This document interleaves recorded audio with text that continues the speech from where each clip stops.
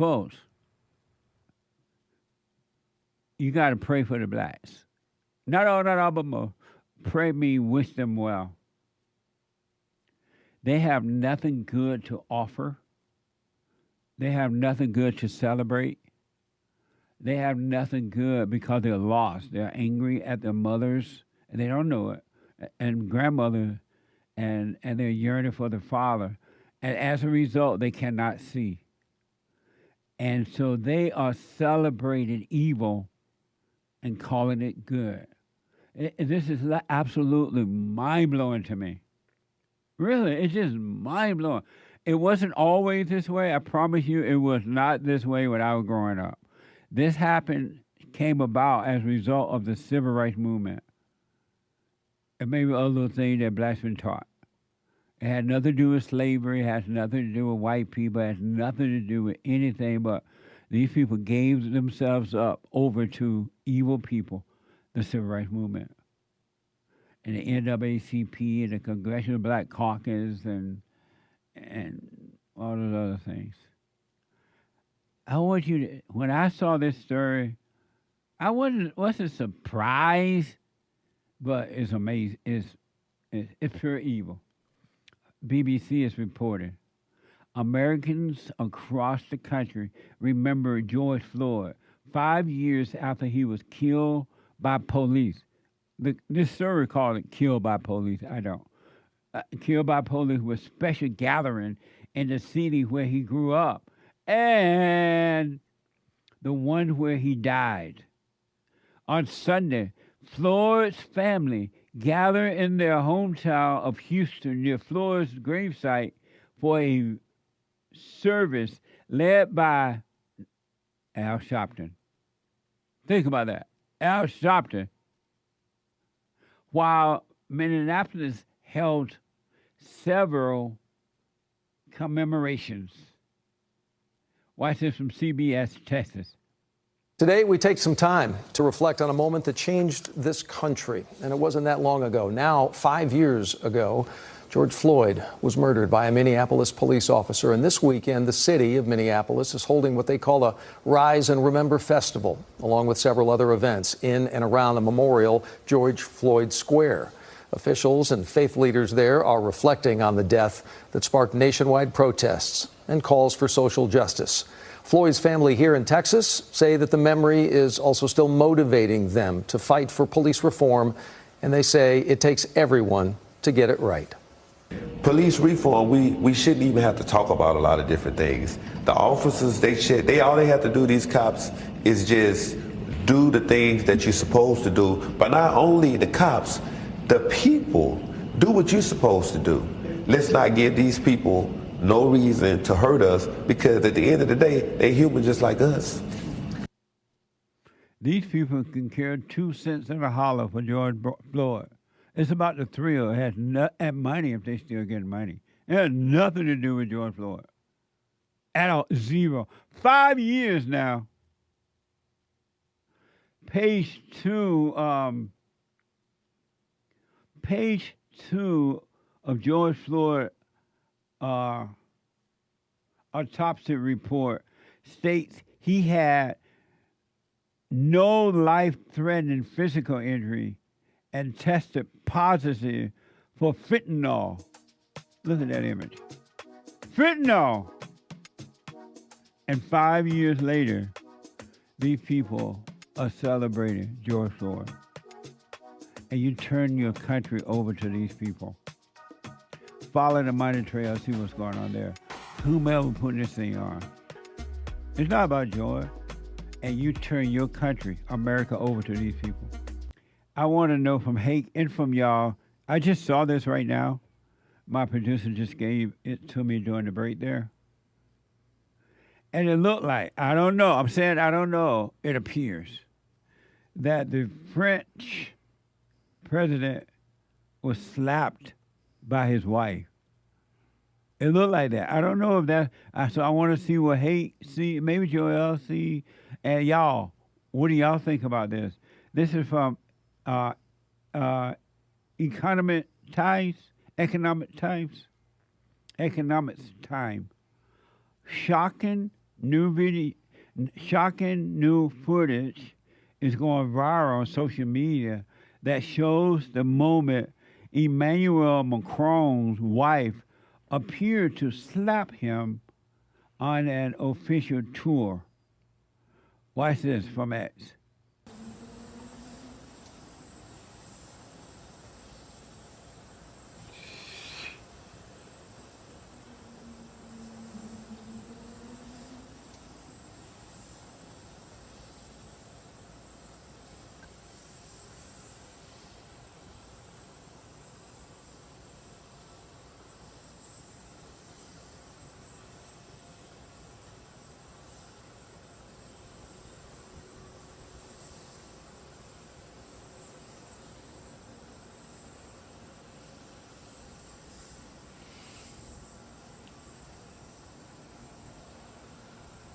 Coming down the plane. What a mess. They were coming down the plane, getting off the plane. For those who weren't able to see it but heard it, explain what was happening. Okay, so we witnessed the door, airplane door opening, and as it opened, you saw Emmanuel Macron facing one direction, but he was like, we only saw part of him, and then we saw a hand pushed on his face, and it pushed him into the full view.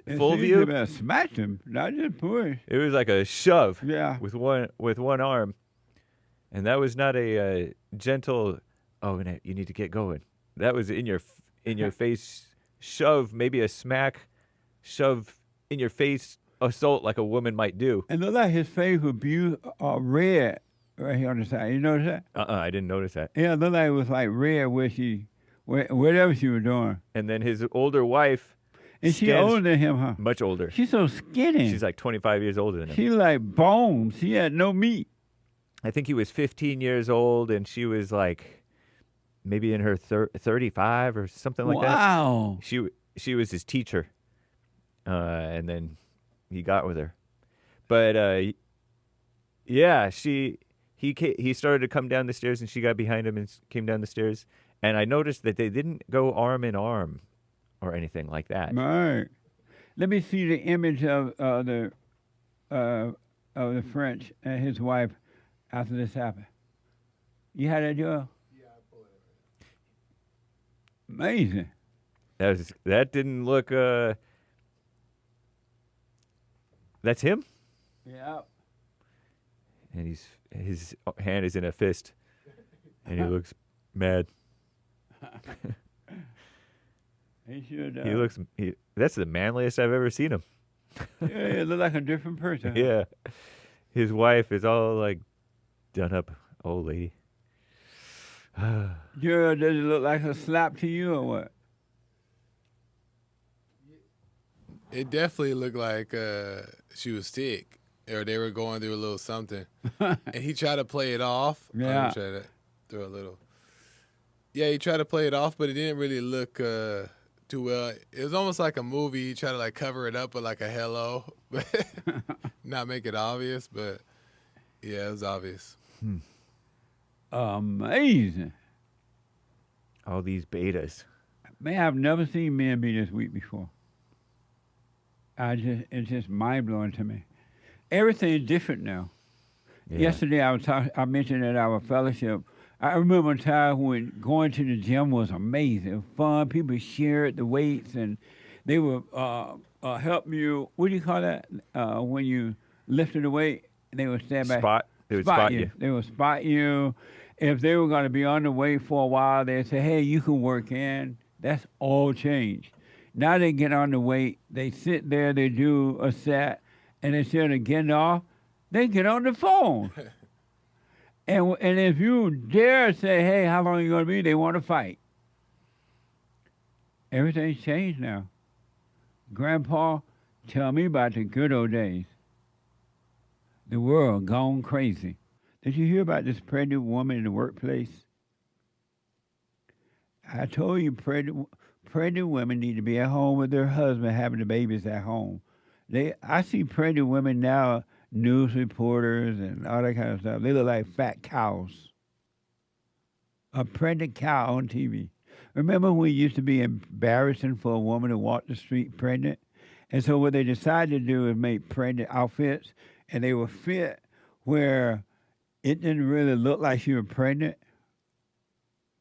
And you would never see a pregnant woman on TV.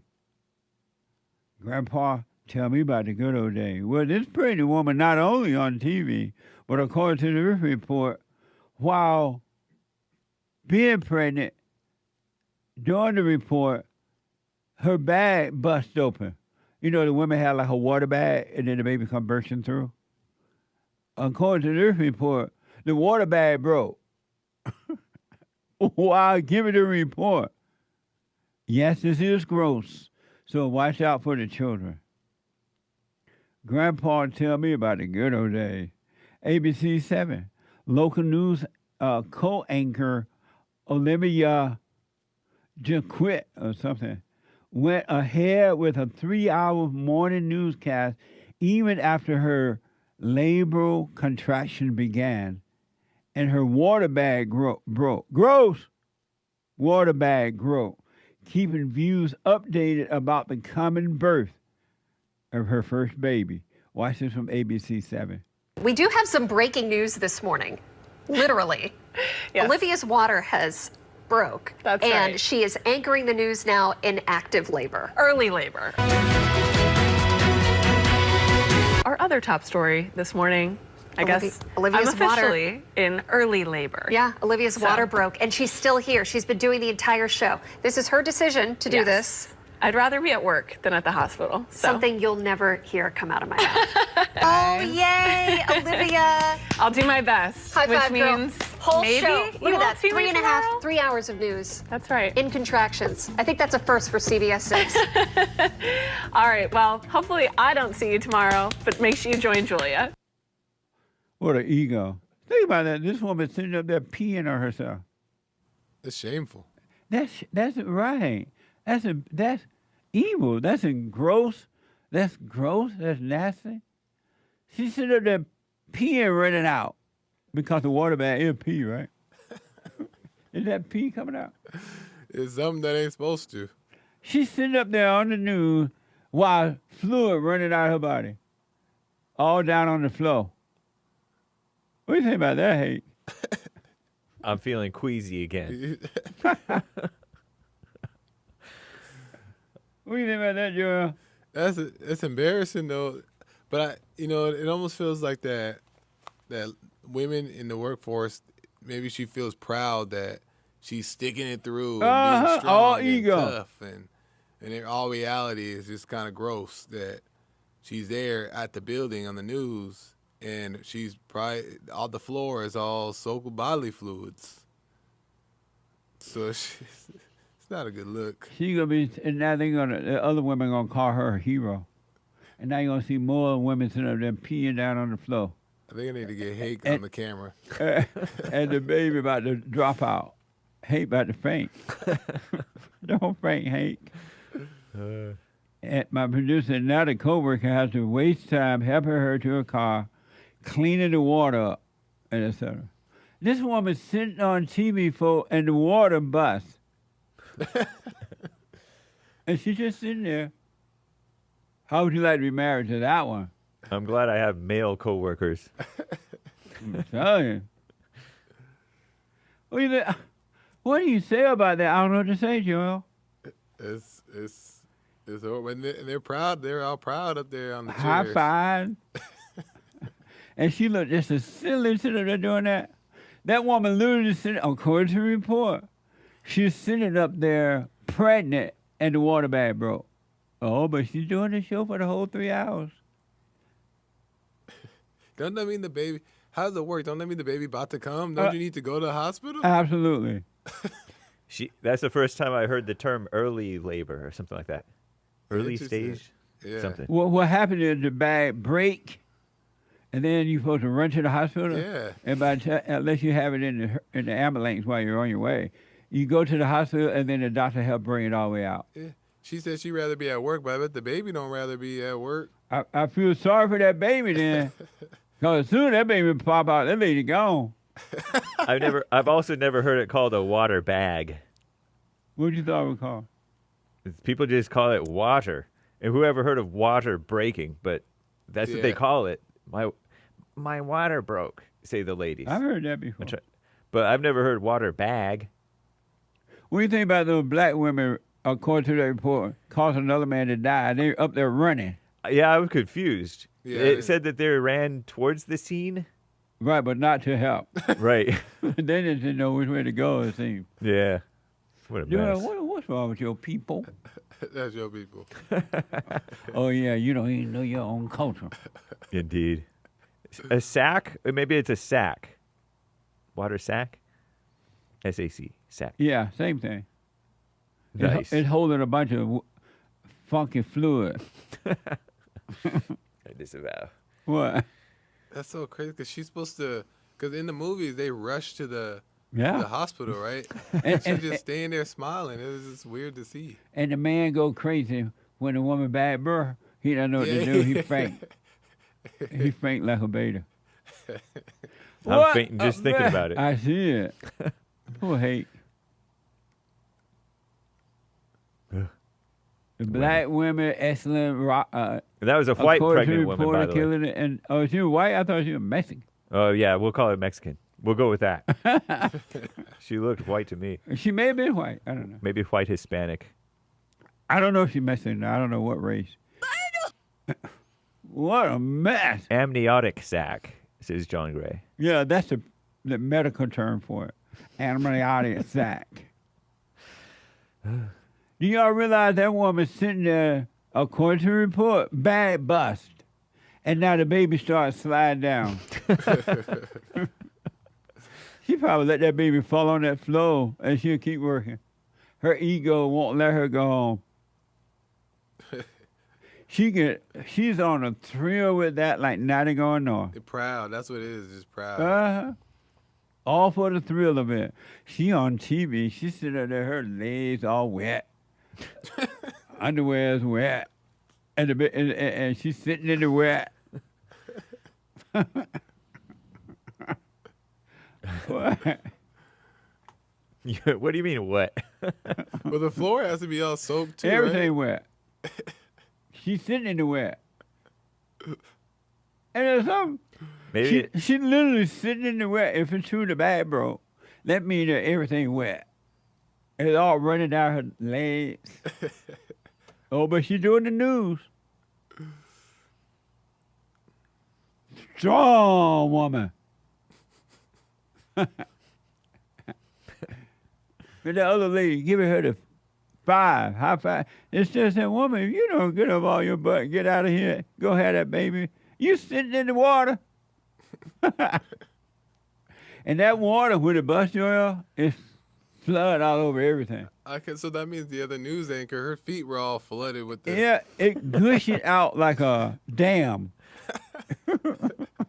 A broken dam. And she's sitting up there. 888-775-3773. Let me go to Phyllis, a first-time caller out of Indiana. Phyllis, welcome to the show. You're on the air. Hi. Hey, Phyllis. Yes. How you doing? Amazing. I know you are. Look, How I just got you? a couple questions. I'm great. I really am, because I've been listening to you, trying to figure out some things. You know what I'm saying? And I just want to ask you one thing that I had heard you say now, nobody else. You said when you was conceived, you and your mother and your father got together and they stood up when they had sex. So when your mother did get impregnated, you said that your father said there's no way we were standing up. Although you know your father tried. But you told me to forgive my mother because what the father did. And I don't understand. Why would I have to forgive my mother that did everything that she's supposed to do? To trade over to forgive my father who you said left you when your mother told you. She didn't take you away from your father. Your father turned around and said, hey, that can't be. I was standing up. You can't be mine. When your mother told you this, but you turned around to your mother and told her she ain't worthy for what your father did. And I don't understand.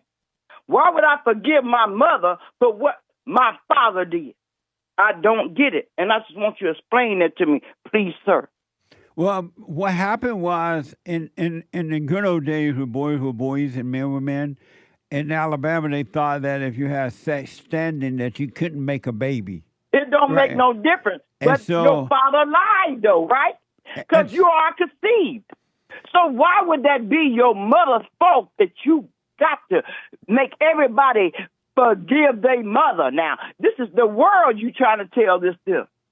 And you want to make everybody forgive their mother for what your father did. I don't understand. I'm willing to get sacrificed in the way you want to take it. But it got to be the truth, and the truth got to come from the Bible and not from no theory or what no man say. Talk to me. And so they were standing, according to what they said, they were standing, and my father told me this, by the way, not my mother. And well, whoever told you pronounced that over the air to everybody. You said because your father said it was wrong that she couldn't have impregnated your mother, stand it up. And so listen to what you saying. Listen to what you're saying. And so it come out to be, hold up, you are your father's son. And then you turn around and blame your mother because she told you it's your father's son. And then everybody got to say, oh, forgive the mama? Mama's the one who took care of your ass. I don't understand. And so I'm lost.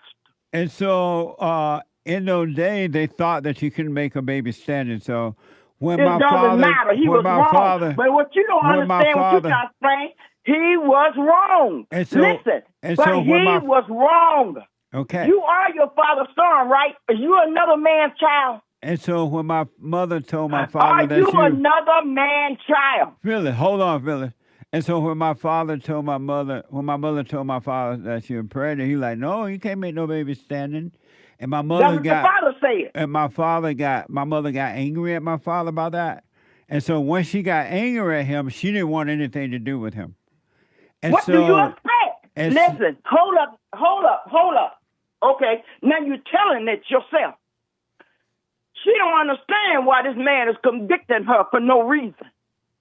Your mother don't understand. Why would you do this to me? When I'm telling you I ain't been with nobody else. I'm telling you, you are the father. And then he turned around and convict your mother. And then you take his side like she did something wrong. You are so wrong, sir.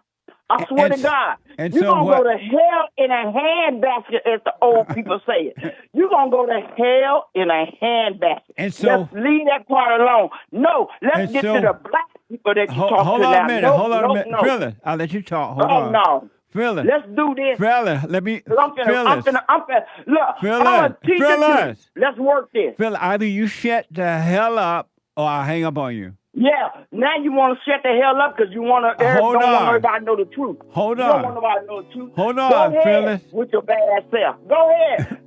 Phyllis, hold on. That you call yourself. Let's clear up one thing at a time, okay? Okay, let's do that. Okay, now you overtalk. I gotta take a break, but do Listen, not, Phyllis. Don't hang up. That you trying Phyllis, to say. don't hang up, Phyllis. No, Phyllis. No, I ain't hanging up. Yeah, hold yourself. on. Okay, hold on. Will you hold on? Mm-hmm. Hold on. I gotta take a break. The treasure chest is now open on D-Live. Quick break. Back in a moment. Let me go quickly back to Phyllis. I'm gonna try to get as many calls and super chats as possible here. Hey, Phyllis. Explain to me how it's your mother's fault. We don't want to talk about it. So when you, we're gonna go from Phyllis, 1, 2 to 3. Will you be quiet and let me explain it to you? Okay, come on with it. So shut I up. want to hear what you got to say. Phyllis, when you shut said up, your Phyllis. father left your mother. Phyllis, Go shut ahead. up. This one is about I hear you. women Go falling ahead. in love with Okay. So as I said, in those days, we didn't think that you could get pregnant, make a woman pregnant, have sex when you're standing. So they did. My father made my mother pregnant, and my mother told my father, he like, you can't make no baby pregnant. You can't make no baby standing. We were standing, and she got mad at him for that. And after that point, she wanted nothing else to do with him. So she married my stepfather because during those days, it was an embarrassment for black women to have children out of wedlock. That's right. And so she got married my stepfather so that I would not be a bastard child. I would not be born out of wedlock. But the problem was, Phyllis, she hated my father for that, so she tried to keep me away from my father. And as a result of that, I resented her because in my body, I yearned for my father. I didn't care what had happened with them. I wanted my dad.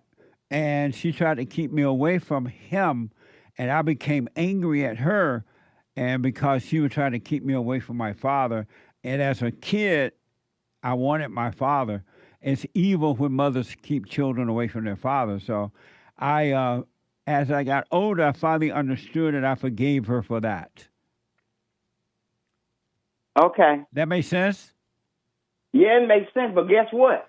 No, but let's see what it makes sense first. Hold on. No. Let's say everybody hear you, but Maze. you don't want nobody to hear the Maze. truth. Oh God, not Maze, but Phyllis. You don't want nobody to hear the truth. We'll deal with that. So that makes sense, right? Listen. Does that make sense to you? It makes sense to you. Okay? Have you But I forgiven don't your mother? understand. Listen, but you don't want to hear nobody else understanding because they lost. Okay, what go I'm ahead, trying to Phyllis. tell you. Go ahead. Listen, I don't understand how the world with you. You gonna say because you blame your mother because she was hurt because your father turned on her. But that's all your mother. I just explained to you what happened. Your father turned on her. And I don't understand. Now, I want to go to my mama because my daddy turned on my mama and tell her to forgive me. And you think I understand that? Have you forgiven your mother? I ain't got no reason to because she was 100% of a mother. I don't have no reason to forgive my mother because she ain't did nothing wrong. She was took care of her. Was she I'll perfect? tell you what you told everybody what the Bible Phyllis, said. Phyllis. The Bible said God first, man second, woman next, children come under the mother. Mother's supposed to take care of their children. But, so if you got any complaint about what mama did, take it up with God. But Phyllis, Phyllis, you're wrong. the father's supposed to stand between the mother and the children so that the mother doesn't turn the children away from him. But ain't no mother did it. Yeah, Only thing you all trying to mothers. make everybody believe, Pastor, Phyllis. is because your mother, you married somebody else because your daddy told you that you wasn't his. And Phyllis, my dad never disowned me to me. Yes, he did. No, that But you only said happened. it. That only happened when she first told him she was pregnant. Did you know that you could not make a baby standing?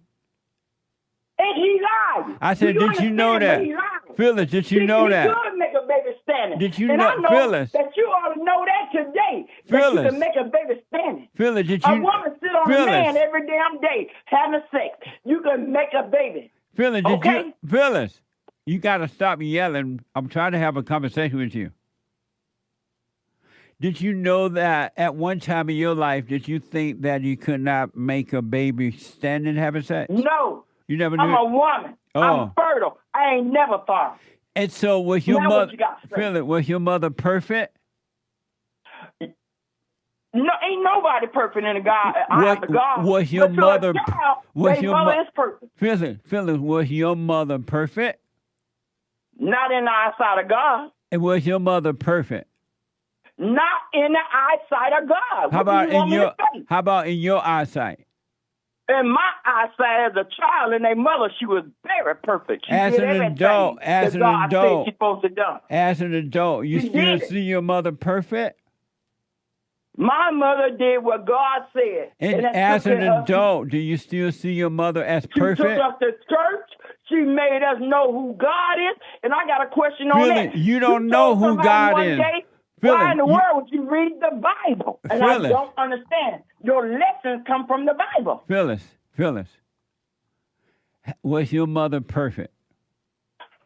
Ain't no man perfect. How about your mother? What part don't you We're understand talking with about that? women. Ain't How about no your mother? man perfect. How about women?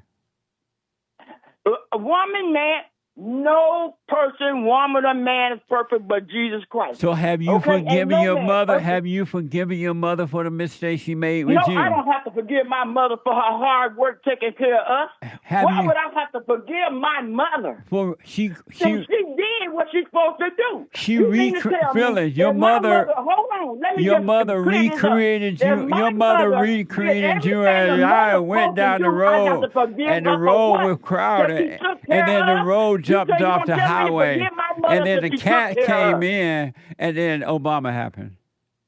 That's a Phyllis, lie.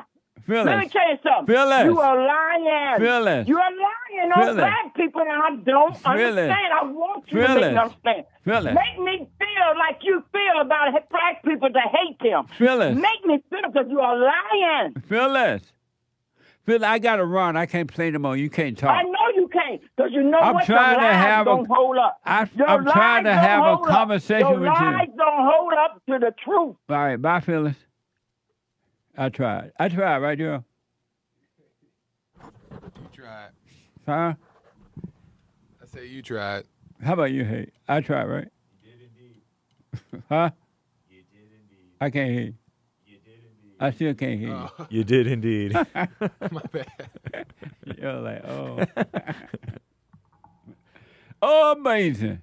I want you to know, whether you like it or not, believe it or not, accept it or not, one thing for sure, and without a doubt, and you can bank on it. Really, this is one thing you can put your bitcoins on it, and your pennies, even though they're not making any more pennies. The one thing you can bank on, you listen up, do what you want with it. I'm okay. Because you can live in your misery, and I'm not going to miss one sweat over it, one nap. But the one thing I want you to know, listen up. This is just the way it is. It's just the way it is. Things always change. It's just the way it is. I want you to know, are you listening? I want you to know this for sure and without a doubt. And you can say what you want about it. It's on you. No, you have a right, even though you're not your own self and you don't know it, but you have a right to be wrong. You have a right to live in your misery. You have a right to love your thrills, up and down thrills. You have a right to love your stabs, mental and emotional stabs. Good ones and the bad ones, they're both the same. They're both bad. But and you have a right to say Jesus did it, and it ain't going to change a thing. The one thing I know for sure, sometimes I might not be quite sure about, but this I know for sure. Listen up. Hake is listening. You will never, I don't care how many degrees you have, don't have preacher degree, pope degrees, psychologist, psychiatrist, doctor, lawyer, how many organizations you're the president of, how many so-called fake friends you have or don't have, married or not married, children or no children, Christian or no Christian. It doesn't matter. The one thing I know for sure, and that is you No matter what color you are, male or female, fat or skinny. I know they have a lot of fat black women on TV now, commercials and things. I'm like, what the? But anyway, what a fine women. They don't exist anymore, I guess. But anyway, I deviated. One thing I know for sure, and you can bank on this, you will never, I don't care how you pray, cry, beg, blame, whatever. Read the Bible or read the atheist book or the Allah book or the Jewish book or the Mormon book or the Seventh-day Adventist book, Christian book, it doesn't matter. You will never, ever, but never, never, ever enter into perfect peace as long as you have anger. And that you can bank on. As long as you have anger in your heart, and it's in your heart, you will never have perfect peace. You will always live in the world of thoughts and emotions. There's no way out, except you admit that you are evil. You're angry. Anger is evil. And you can claim Jesus had it all you want until the cows come home. You're never going to have the peace, the perfect peace that he has, had, and have. You can bank on that. There's no money, no nothing, no fame, no glory, no nothing is going to ever give you perfect peace until you forgive. Admit that you have anger. Anger is evil, that you are evil. Other than that, you would never have perfect peace. There's no money, no nothing that can bring that. That's so amazing to me. It really is amazing. You're not going to enter into the kingdom of perfect peace until you truly, truly forgive. You can fake it if you like. You can judge others. You can have opinion about others. You can yell. You can scream. You can fight. You can have more money than the X-Man. What's his name? The richest man in the world? Elon Musk. Musk! You can make as many rockets, as more rockets than Elon to send to the moon. Unless you drop your anger, admit you're wrong, drop that anger, forgive, you ain't never going to enter into the kingdom of heaven. I don't care how many DEI programs you have, women programs you have, whatever program. There's a program for everything now except White History Month, but we do have that in July. July just feels white. But I can promise you, and that you will never, ever have perfect peace. You will always be in conflict for the rest of your life until you drop your body. And when you drop your body, die from your body, leave the body. If you drop that body with anger, you're stuck. Ain't no way out. At least while you're alive, you have a way out. You can forgive. You can admit and forgive. But when you drop the body, that's it. So you can bank on that. It doesn't matter how many psychiatry pills they give you for depression, suicidal thoughts, how much they say, oh, God, I love you. Come here, let me pat you on the back. It doesn't matter, nothing. You will never have perfect peace. And what I've come to realize, some of the signs of not having perfect peace. First of all, most people don't believe you can have it. Secondly, you're angry, you have suicidal thoughts, you're emotional, you're revengeful, you overreact within yourself. If somebody disagrees with you or think things about you, you try to fit in.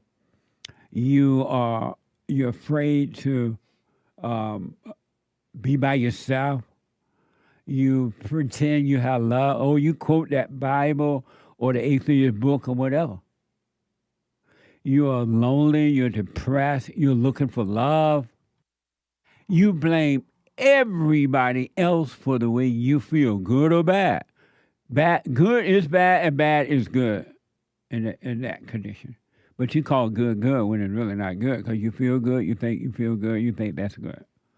But the one thing you can bank on, and you can never be trusted by anybody, even if you put on a front that you can be trusted. You're faking it. On the outer, you try to act nice and be nice, but inwardly, you're a devil. And the devil is everyone who is asleep. Everyone who is asleep. And 99.9% of human beings are asleep. Even when they say they're awake, they're sleeping.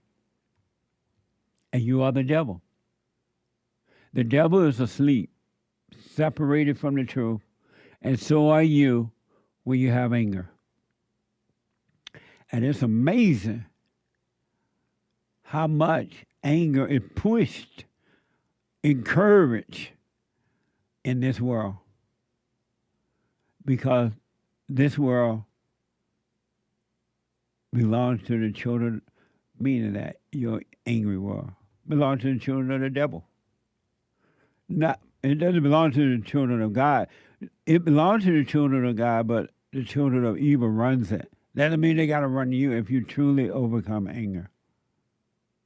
If you're shy, you're asleep. If you smile when you really don't want to, you're asleep. If you walk into a meeting and you run and sit in the back of the room because you're like too afraid to go up to the front of the room or sit next to someone else, you're asleep and you're evil. You have anger. So do what you want with your anger, and you're so asleep and angry that you don't even see what's happening in the world outside of you. What you're looking at is anger, which is evil, which is of the father, the devil. You don't even see that that's what's driving the people because you don't see what's driving you. If you judge anybody, including yourself, one iota, you're asleep, you're angry, you're evil. If people can't come in and out of your life because you think you own them, your wife, your husband, ladies, your children, your friends, whatever, if you're not open where people just come in and out or that, without you declaring ownership, you're evil. You would never enter into perfect peace. And I have talked to so many people over the last 35 years now on the fatherstate.tv, my radio show, debates and speaking engagement everywhere. Preachers and black, so-called, what do those black people call themselves? The black Jew thing? Israelites, and everybody has anger. And I said, well, do you have perfect peace? Nobody had perfect peace. You're never going to have perfect peace on earth. You'll be lied to. And you believed it to a lie. You were instructed to love your enemy. And if you don't love all, including your enemies, you love nobody. And love is not an emotional thing. You don't feel love. It's just that you don't feel hate anymore. You don't feel anger. The absence of anger is where peace is located. And you can't give yourself that. You can't make that be, so don't be trying. You can lie to yourself till the cows come home that you have it. That's not going to change it. Let me go to Bob out of North Dakota. Bob, welcome to the show. You're on the air. How you doing, Jesse? And this Bob? Yeah. Speak right into your phone, all right? Okay. Go ahead. I just want a little advice, Jesse. Okay. I moved in the neighborhood, and it is mostly black folks. I just want the inside of their crookedness, because they've been so kind to me for about 8 years. They shovel my snow and they cut my grass. Even the doggone kids that come and fix up my toilet plant box. I mean, they had it beautiful. And I would go to the door and I would try to get them $25 and they won't take a damn dime. What's your question I just for know me? they might be casing my joint. Huh? They might be what? I think they might be casing my joint. How They've old been are taking you? care of me for 8 years. How old are you? Oh, I'm 73. And why do you think they may be casing you? Because of the way you talk, I hear you all every day about what blacks is. Are you so black? I know they can't. No, I'm just a white people. You what? A white people. What? I'm white. Oh. And I'm just asking. And I know you know the insight because you tell about blacks every day. And I just want to, just get what they looking for. Because they so kind and they just treat me, with all respect. But I know it's got to be something they doing wrong. I know it is because I hear you talking about it every day. Are you Phyllis? No. Are you Phyllis? I'm Bob. Are you Phyllis? Who is that? You. No, I'm Bob. Are you Phyllis? I don't know what you're meaning. Yes, you do. All I want to know is what I'm going to do with these boxes. Are you Phyllis? Would you tell me what I'm going to do with these boxes? Are you Phyllis? I'm serious. Are you playing games? Are you Phyllis? You tell about boxes every day. Hey. But you're saying boxes, this and that. I just want to know what I do with them if they so kind. No, I'm not. Are you Phyllis? My name is Bob Bright. No, you're not. My name is Bob Bright. No, it's not. You're lying. My name is Bob White. No, it's not. You're lying. That's not. You You Phyllis. don't want to listen. You done did Phyllis. all this talking about boxes. Phyllis. Phyllis, hold on. Bob. Phyllis, hold on. B-O-B. B-O-B, Bright, B-R-I-G-H-T. Phyllis, hold on.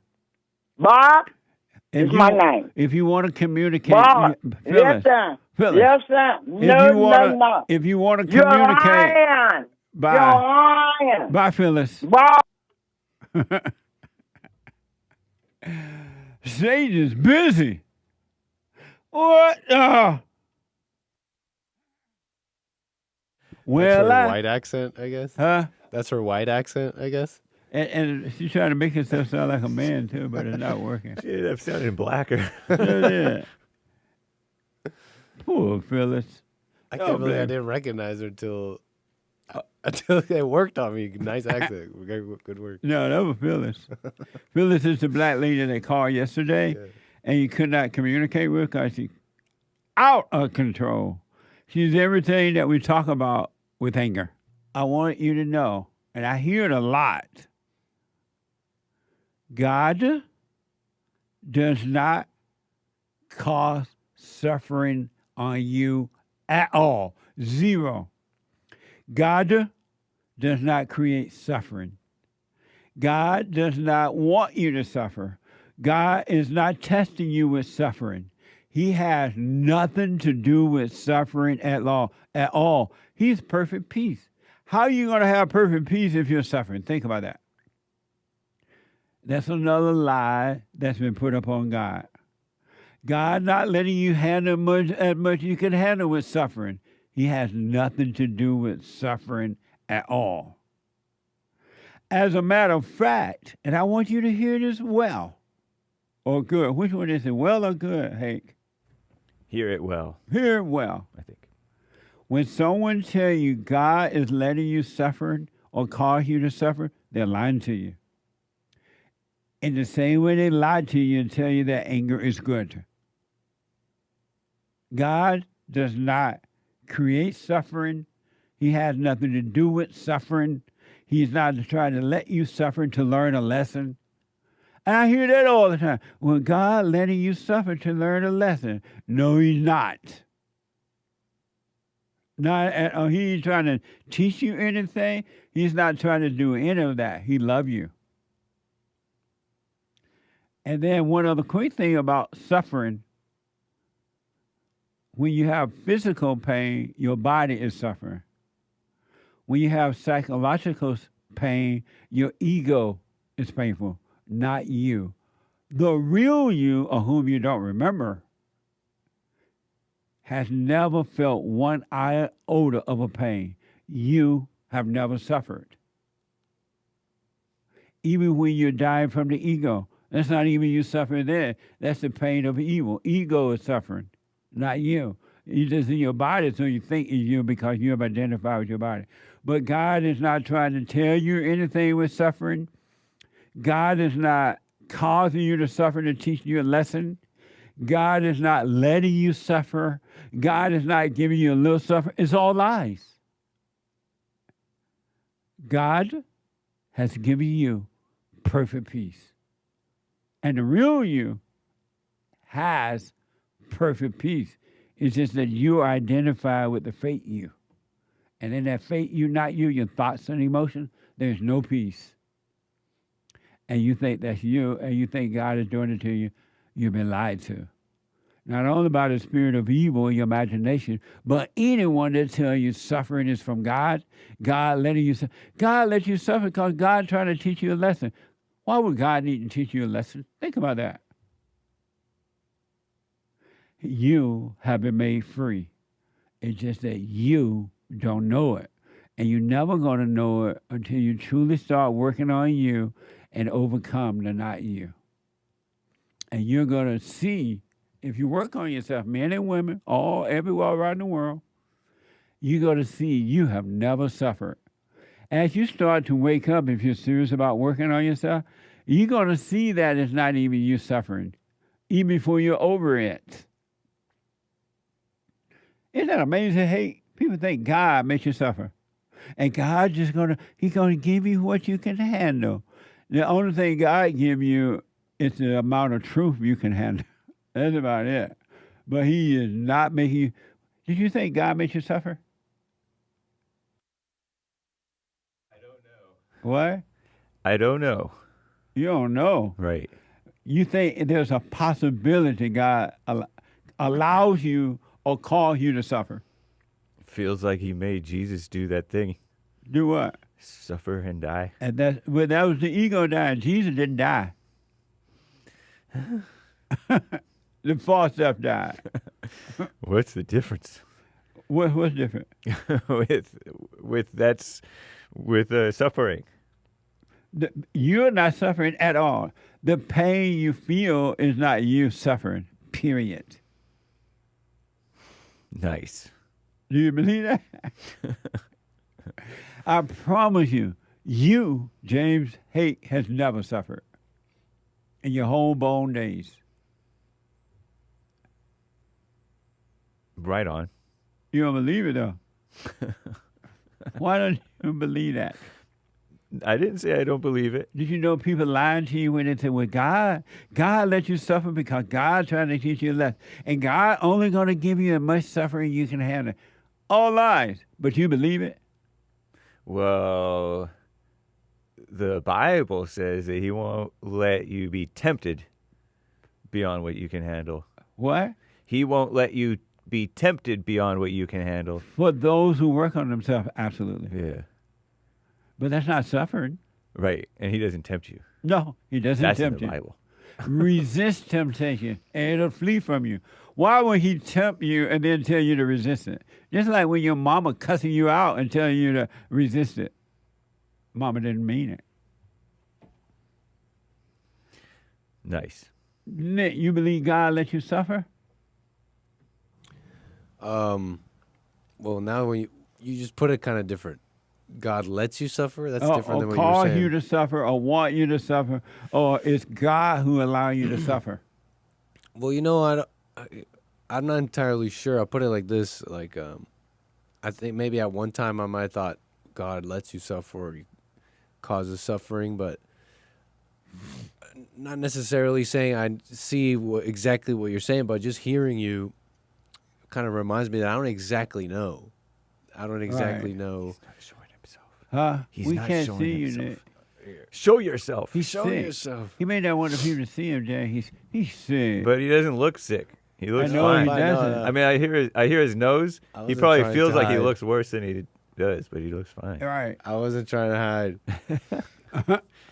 He's looking skinny in that Zelensky shirt, though. He should go There you back. go. He need more money from America, so the money can make He's him looking fat. hungry. Yeah. Joel said, God allows you to suffer. That is so far from the truth and not even funny. God does not allow you to suffer. Period. Go ahead. Well, I was simply saying that when I think about, if I put it simply in my mind, like God lets you suffer or stuff like that. When I try and think about that, it kind of falls apart. When I try and think deeper on that, like, well, okay, so if God is deciding to let me suffer this, then I don't know how to exactly put it, but I just know that I haven't thought about it that well when I leave it that simple. Like, he just lets you suffer. Like, I didn't think this one through.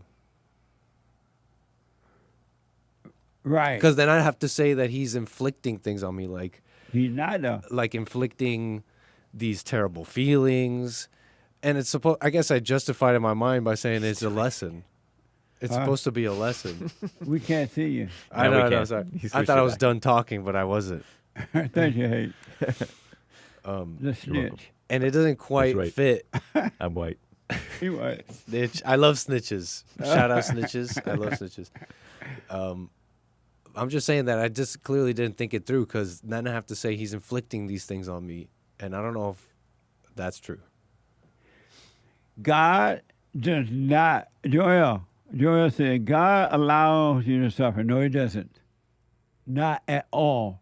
The real you have never suffered, cannot suffer, and won't suffer. It's just the fake you that is suffering, and you've been told that God allows you to suffer. So now you identify with suffering as being from God in the same way that the people that think anger is from God because Jesus is angry. It's the same thing. The real you is not suffering, never been, never will, can't, ain't. And God does not allow you to suffer. If there's no you, how can you suffer? Indeed. But the snake pit is reminding everyone that Jesse himself says all the time, God don't care. He'll let you suffer and die. In your false self, absolutely. He'll let you identify with evil and call it good and let you go, because he's not going to force you to see that it's not you. He's not going to force you to return to him. He will allow that, but that doesn't mean he is allowing. People suffer because they want to suffer. People love the thrill of suffering, and then they love blaming it on God. Well, God let me suffer. They love everyone that's suffering is doing it because they want it. That's all you're doing it, because you want it. And suffering does not wake you up. Joel said, well, suffering can wake you up. No, it can't. Well, on Punchy TV, we were promoting suffering for the homeless. Well, I was. We had a Punchy premiere yesterday. What does that mean? How can suffering wake you up? That doesn't even make sense. I understand, though. That's what we've been all taught. It can kind of correct behavior. How? Like you go outside, it's cold, and then you remember to get your jacket. That's physical. That's what I mean. Whatever. Joey, are you saying God lets you suffer physically when it's cold, you have to put a jacket on? God does not allow suffering. God does not cause you to suffer. God does not need you to suffer. And the only thing I'm telling you the truth, you have never suffered and never will, you can't. It's the false self that's suffering. Kind of makes sense. You are not your body, you're not your thoughts, you're not your emotions, you're not your feelings, and you are not suffering.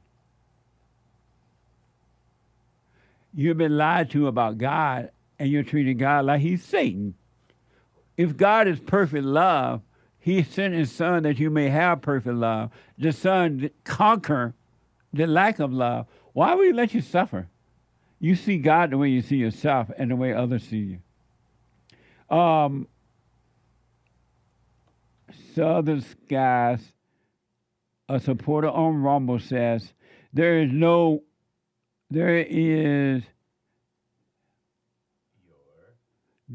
your biblical question for the week. Does God allow you to suffer? Something like that.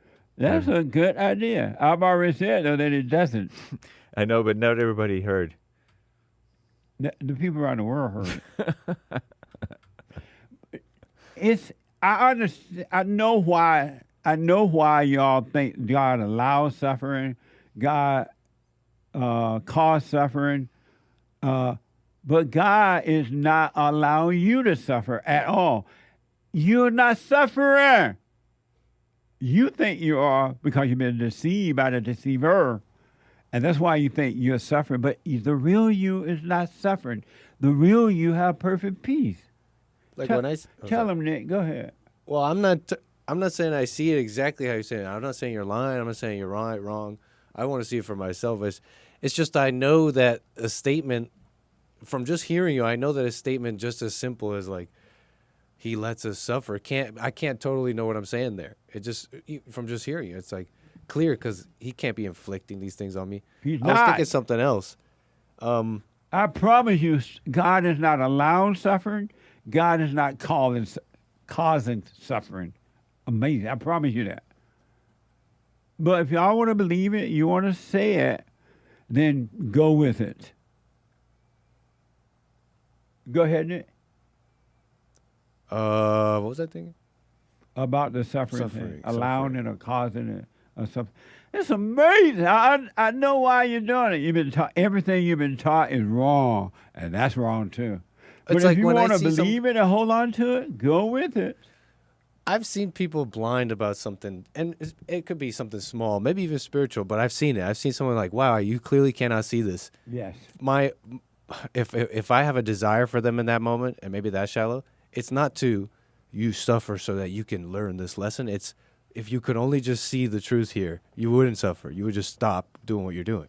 Right. There's no desire in me that says, right. Go through this pain so you could, like maybe you have to go through that pain or whatever, but I could see that if you just stop whatever thought this is, whatever that is, you would just stop suffering. Absolutely. You're not even going through anything. The false self is. Let's make that a biblical question. Does God allow you to suffer? Yes. Does God allow you to suffer? Right. Okie dokie. Amazing. That's a good point, Nick. Anchor baby. What'd he say? I forgot. Nice. It was good, though. About sin. We got to keep it moving. Yeah. But anyway, that's the biblical question for this week. Does God allow you to suffer?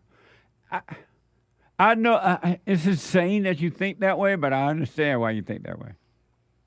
I don't agree with it because I know it's not true, but I understand why you think that way. And it's okay. But that's the biblical question, so I got to drop that now, right? Huh? That's right. Yes, I'll drop that now since it's the biblical question. But if y'all want to believe that, go right ahead. You ain't got to agree with me. I don't need you to agree with me. I don't want you to agree. The truth doesn't even need you to agree with him. It's up to you. Let me go to Shelby, a first-time call out of New York. Shelby, welcome to the show. You're on the air. Good morning, Jesse. Hey, Shelby. How's it going? Amazing. Amazing. Amazing. So I'm calling because I'm going through a trial in my life right now. Okay. So my wife and my mom are having lots of problems. And I don't want to pick a side. I want to stay kind of like off it. But we had a gathering this weekend, and they got into an argument. But my wife kind of like started it because she started making comments or whatever, and I try to like kind of like settle her, I guess. Right. And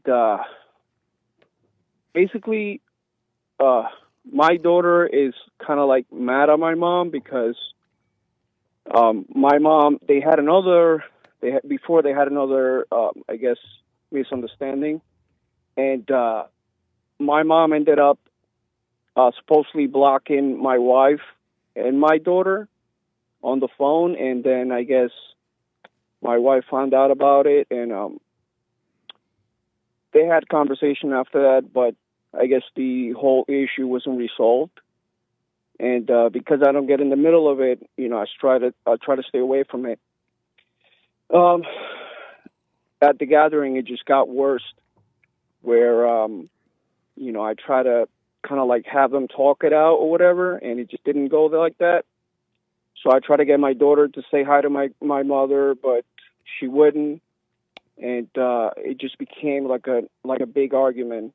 And I feel disrespected by my wife, basically, because she disrespected my mom in a certain way. But I understand my mom disrespected her also, and I just, you know, I just haven't I just haven't spoken to any of them since Sunday. So that's where I'm at right now. And your question for me is what? It's how can I go about this? Should I try to fix the problem? Should I just try to stay away from it? Should I just don't pay any mind to it? I mean, it really hurts me that my daughter is just basically not listening or like going on my wife's side instead of just listening to me. You know, I'm the man of the house. I should, you know, that's just the way I see it. How old are you? I'm 36. And how old is your daughter? She's 13. She's 12 going on 13. Oh, okay. And does your mother live with you? She doesn't, no. She does not? No. And so your question for me is what? Is should I deal with it in a way where I try, because my thoughts, they're going nuts. I'm trying to stay away from the thoughts. I'm trying to just all right, not do anything and just kind of settle and just let it be. That's what I'm trying to do. But I'm just thinking about it so much where it's like, should I just leave my house and just walk away from everything? Because that's what my thoughts are telling me. They're trying to get me into my ego where it's like, oh, you know, your wife disrespected you, you know, and shouldn't be with her, and, you know, a whole lot of things. Why? My mind is going crazy. Basically. Yeah, I understand that. Does your wife obey you? She doesn't. She does not. And you said that you feel bad. I don't know how you put it, or you feel something. I mean, because your wife disrespected your mother. What did you mean by that? Well, did you the whole say argument. You feel upset about that? Yes, I feel upset about it. You know, and I. Why do you feel upset that your wife disrespected your mother? Well, I feel that, you know, there should be a cordial relationship between them because, you know, because of me, I guess. But then again, you know, I go back to, you know, because I've been listening to you for about 10 years now. And wow. The only reason why, because my wife used to be worse. And the only reason why she got a little better, she made some progress, was because I stopped acting the way I was acting, which was just pleasing her and just trying to, you know what I mean? Yes. I stopped all that. I was like, listen, if you want to be happy with me, you be happy with me. If not, I'm fine with it. You do what you want to do. Nice. You know, I walked away from all that worshiping her and putting her on a pedestal and making her my God, basically. And I guess she understood. She was like, oh, you know, I don't know what she thought. But let me ask, I guess she understood that let me ask because of time. Why do you feel disrespected because your wife does not respect your mother? Why do you feel disrespect? What does that have to do with you? That's a good question. I mean, I felt like she should have some type of respect for my mom, the same way my mom should have some type of respect for her. But why does that affect you that they don't respect each other? Well, I'm going into my thoughts are telling me, like, oh, everyone else is gonna find out about it, and you're gonna be like a beta male if if they don't respect each other, and in the community they should be friends with each other because that's your mom and that's your wife. Those are my thoughts. Oh, okay. So let me ask: do you live near your mother or something? No, I don't live near her, but we do live in the same I guess like about 30 minutes away from each other. Oh, okay. Have you forgiven your mother? No. And you've been listening for 10 years and you've not gone and forgiven your mother? I think about it a lot. Like I said, I'm in my thoughts all the time, but I do not do what my thoughts tell me. Well, you know the woman you're married to is your mother. You're married to your mother. And so your mother over there 30 minutes away and your mother's in the home with you too. Why haven't you gone and forgiven your mother? I always thought there was nothing I had to forgive because she did a lot of sacrifices for me and my brother and my sister, but I do understand I have to do it at a certain point. I have to get to it. Your mother was supposed to take care of you. She was the parent. You were the child. She did not do you a favor when she just made sacrifices. That was for her, not for you. Right. But how will you be free and ever deal with your wife in a perfect way if you don't forgive your mother? And how will God forgive you if you don't forgive your mother? I thought about it that way because the more I listen to you, the more I come to that realization. But I guess I haven't had the time. I mean, I work a lot, but that has to become one of my priorities. You have had the time. You just said you guys had an event over there or somewhere where your mother was there. That's true. Why do you do it then? I mean, I guess it just becomes hard when there's people there, Why? Take it in another room. You didn't have to do it right in front of the people. Right. You know what, Shelby? Your daughter sound like your wife have already turned your daughter against you because you're so weak. You can't even protect your daughter from your wife, and you can't protect your wife from your mother. You should not allow your mother to be around your family, period. You should have taken your family far away from your mother. Your mother is evil, and your wife is evil, and you're too weak and evil, so devils are fighting. You won't even protect your own wife from evil. And you shouldn't be feeling bad because your mother been. There's no such thing as disrespecting your mother. Well, that doesn't even mean anything. You're afraid of your mother. You're being controlled by your mother. And likewise, you're afraid of your wife because you're married to your mother. You need to forgive your mother, and unless your mother apologizes to your family and stop her evil ways, keep your family away from your mother. She will destroy your family. Right. I mean, it just, I guess it's my thoughts. They're driving me nuts. They drive you nuts because you're angry and you're living with them. You're one with thoughts. And they'll drive you crazy because you won't do anything about it. You won't even forgive so God can start working on you. Right. The problem with you, your problems are with you. You can't deal with the women in your life because you have not dealt with the hell in you. And when you say the hell in me, what do you exactly mean? Anger and fear and looking for love and all that. You have fear.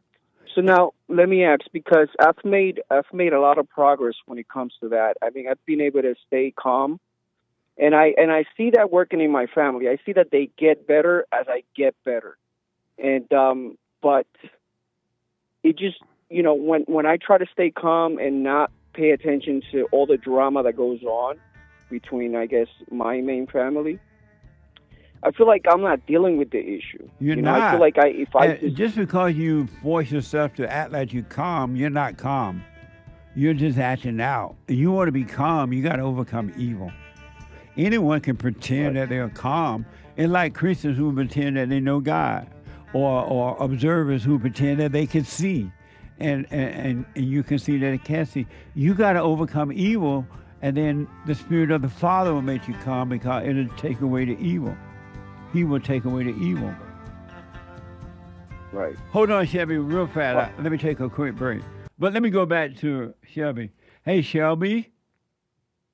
Hey. Here's what I recommend. Do what you want. You got to get serious about working on you. Stop listening to those thoughts. Go and face your mother and forgive her for what she's done to you. And if she's like, I did my best and I did this, she's supposed to take care of you. She's the parent, you were the child. And she did her best because she had no love, so she only had hate and passed on to you. She had no love. Forgive her for that. She could not help it. And then do the silent prayer so you can start dealing with your family in the right way because you're losing your family. Right. And it's only because you can't see and you have the wrong relationship with your wife and your children, and you have made them your God, even your mother, and you can't deal with your God because they are your gods. You got to face your mother and forgive her and stop letting the devil give you a reason why not to. Right. After 10 years, Now, after 10 years, you've heard me say over and over, you're never going to be free until you forgive your mother and your father. Yeah. I mean, I used to be a super beta, and as soon as I started listening to you, it just clicked. Well, you need to go all the way with it and surrender to the Father. Yeah. Why are you afraid to forgive your mother? Why are you afraid to forgive your mother? Well, I'm not afraid. I mean, I can yes, do you are. it. You haven't done it. Right. Well, I guess I have to get to it, I guess. I guess. That's going to become my number one. Yeah. How would God forgive you if you don't forgive your mother and your earthly father? Yeah, that's one of my main thoughts also. I mean, my thoughts, yeah. Like I said, my thoughts are just, they're always there. And stop calling those thoughts are not yours. You just don't know it because you have not forgiven. So you're still one with thoughts and emotions. Yeah, exactly. Now, the idea that I formed in my head before I spoke to you was that I guess I had to leave my family just because, I felt like my wife is very disrespectful. And I just felt like I had to leave and just kind of like work on myself. You left them? But no, I didn't. I haven't. I mean, I haven't argued with her. She spoke to me. She argued with me yesterday. Don't argue with the devil inside of you or inside of other people. Yeah, I tried to not ignore her, but just kind of like basically letting her know, yes, I'm listening to you, but nothing that you say is going to work. So. But right now, you're not going to be able to deal with your wife in a perfect way because you're still one with your mother. You have your mother's spirit. And so your wife has the same spirit your mother has. She got it from her mother, and you're becoming your father in the same way he dealt with your mother. And after a while, you're going to leave if you don't work on yourself. Yeah, that's why my dad basically, when I was little, he left her because she was a mess. She was a mess. Yeah, your mother is a mess. Just like your wife is a mess, so you're going to live, if you don't work on yourself, you're going to leave your family. You repeated the same cycle your father carried out. I mean, I've heard it many, many times, but when you say work on yourself, what do you exactly mean? You got to see that you're angry. Anger is evil. You must go, and you got that from your mother when you became angry at her as a kid because you couldn't handle her spirit. You got to forgive her because just as you can't help yourself, she can't help herself. You've heard this 10 years, man. And your father forgive him because just like you can't protect your family, he could not protect you from your mother. Just like you can't protect your children from their mother. Forgive your mother. She couldn't help herself. And whatever she did for you, that's what she's supposed to be doing. She did not do you a favor. Right. Your mother is I mean, evil. I've tried super hard to protect my children from my wife because she likes to You judge can't them a lot. protect your children from your wife because you're not being protected by God. Right. You and your wife are the same. Yeah. That's a true statement. Are you Latina? Yes. Yeah, it's a mess. Why you It's laughing? a whole mess. It is a mess. Because you said it's singing. Latina? And he also said Latina. That's true. That's messed up. And he said yes. It's all good. It's all right. What's wrong with saying Latina? Well, a man is Latino. Oh, I didn't know Yeah. that. I thought a Latina is a Latina is a Latina. You got to learn better Spanish, Jesse. Yeah, you're right. See, but because of time, I got to run. You got to start all over. Go do the silent prayer. You're not even doing the silent prayer. I do the silent prayer. Every day. Not every day, but as Then much you as don't I can. do it. Do the silent prayer every morning, every night. Go and face your mother.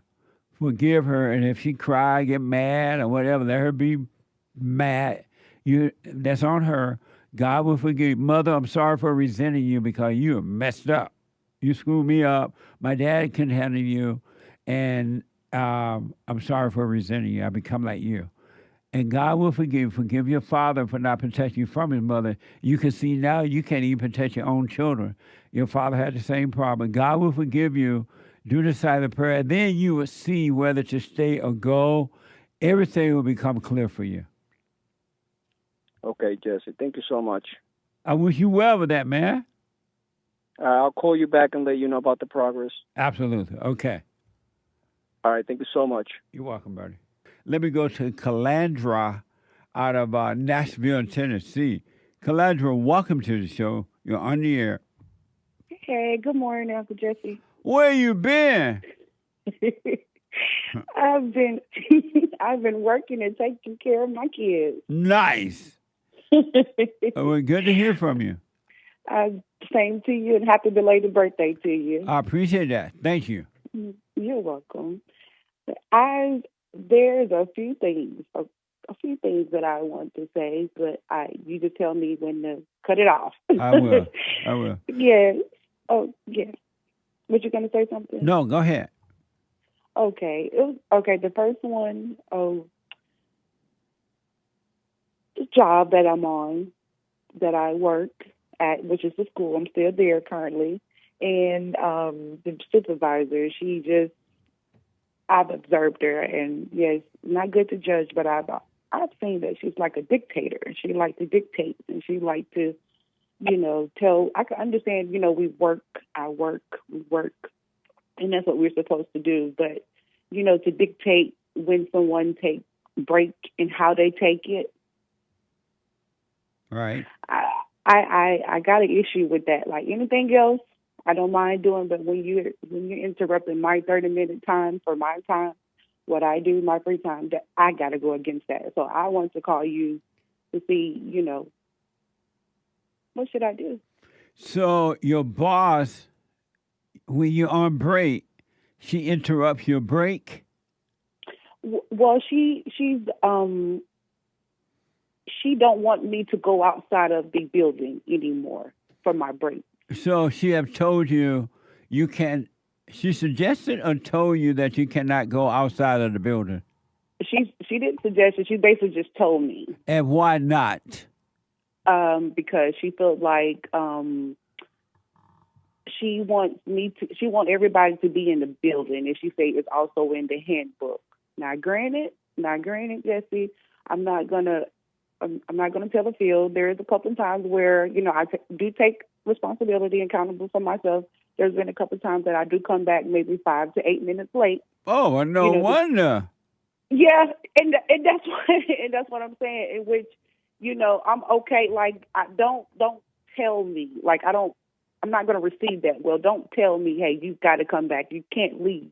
Like, it have to be something else, some type of action. Would you behind rather that. for her to say, if you come back late again, you're fired? I mean, no, because I actually like my job. But so you don't want her to say, if you come back from break late again, you're fired. And you don't want her to say you cannot go out of the building on break. What is she to do? I mean, it's not just her. I mean, it's actually me. That's why I'm taking accountability, to say that, hey, I am messing up. Okay, I do need to be more mindful about my break. Did you tell her that? I did tell her. I told her. So you told her, you're right, I'm wrong, I should be back, and I'll be back on time? Yeah, I told her, because we did my evaluation the last day of school, and I did my evaluation, and they told me to write down my achievements, what I want for this, what I achieved this year and for next year, and what I'd like to improve on. And I told her, my break time. I told them that was the issue. So did you apologize to your boss that you come back too late? Yeah, I do.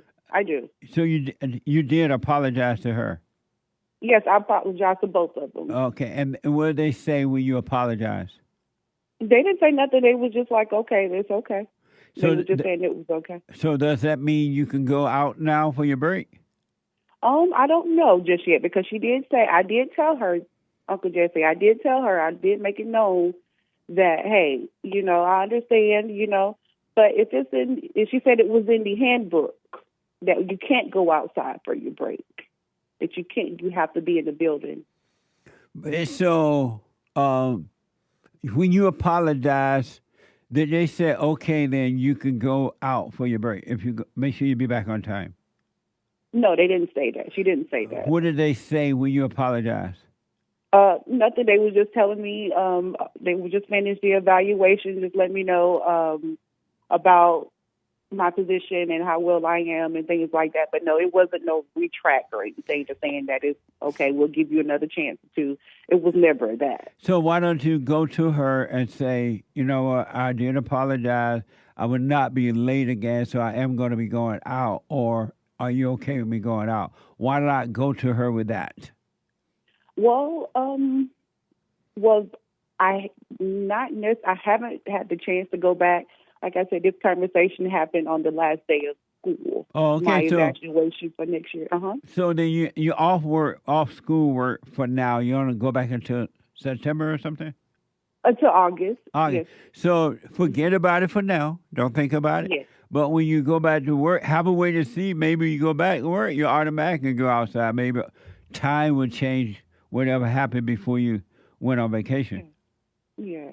And that's what type of, and that's the attitude that I've been having, about everything, because this is something that I know that I'm conscious of, being late, the time Why that I you be late so much?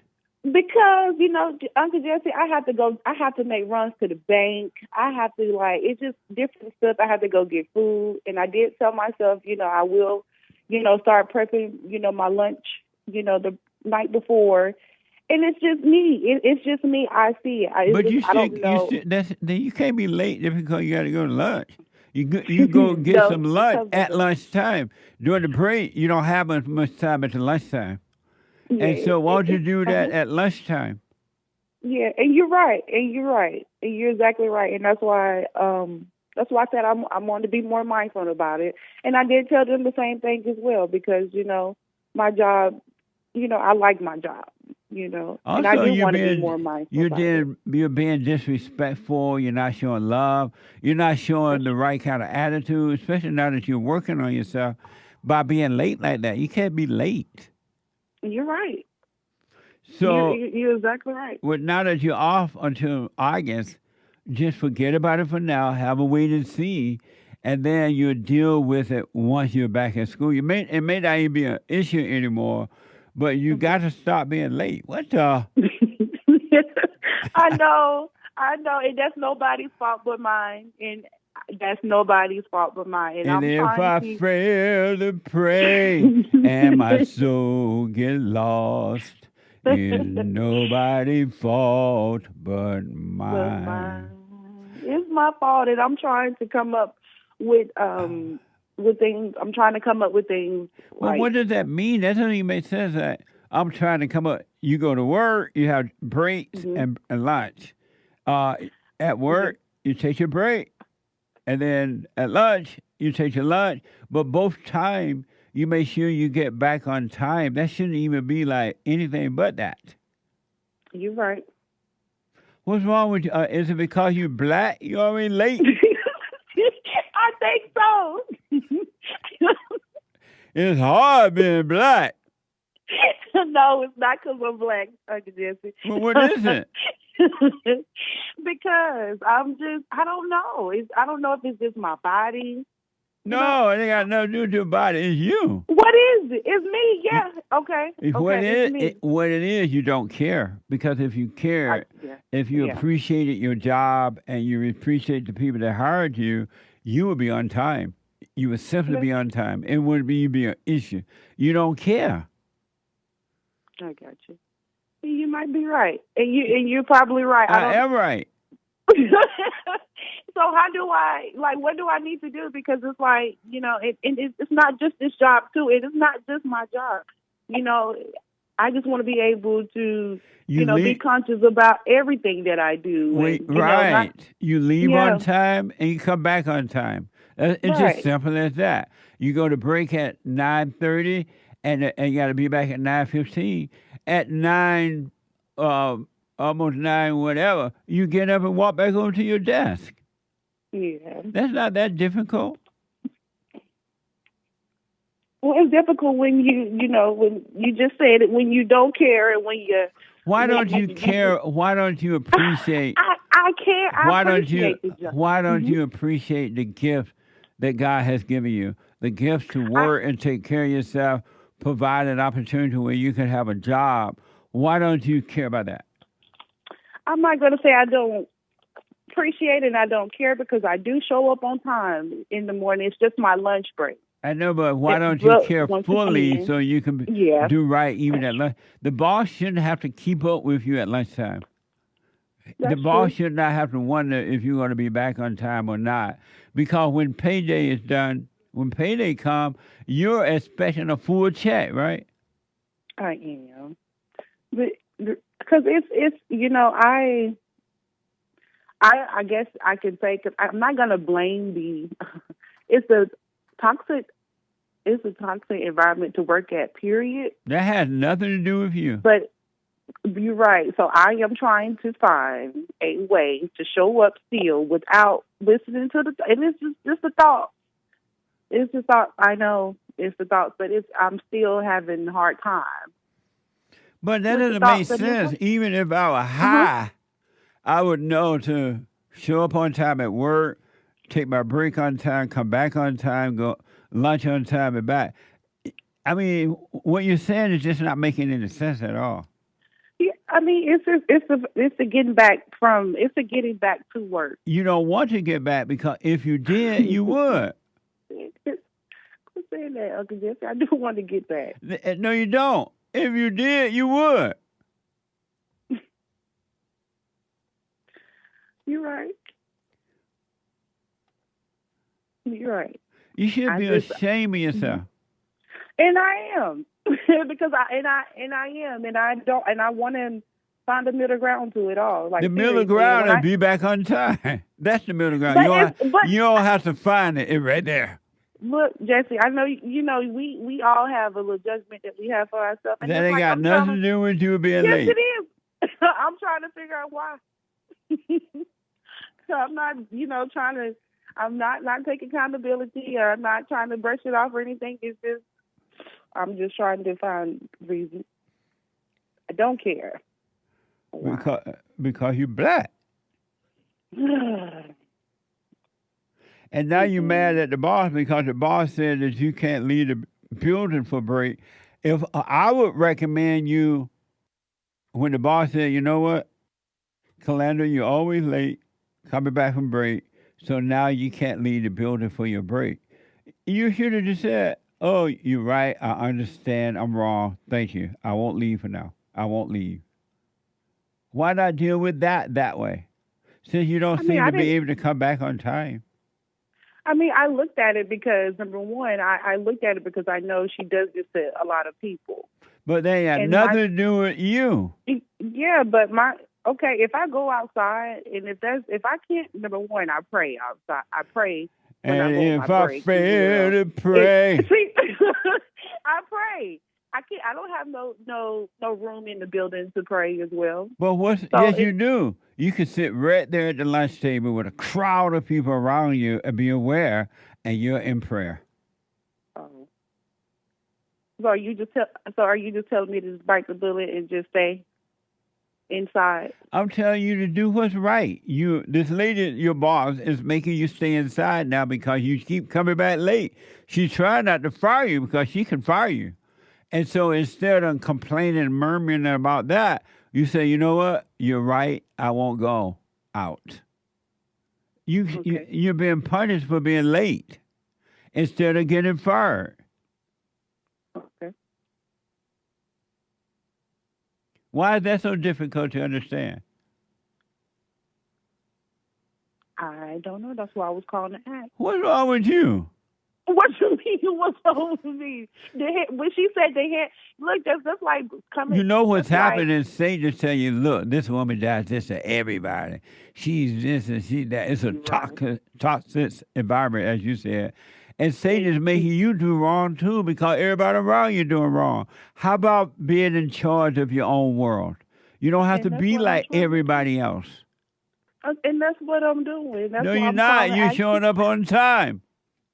I'm showing up late, Uncle Jesse. Right. That didn't even sound good. What? I said that didn't even sound. I corrected you. I said it's showing up late. Yeah. But that's why I was calling you to see. Here's what I recommend. Since you call me, you be on. When you get back again, wait to see. The situation may have changed. Wait to see it work.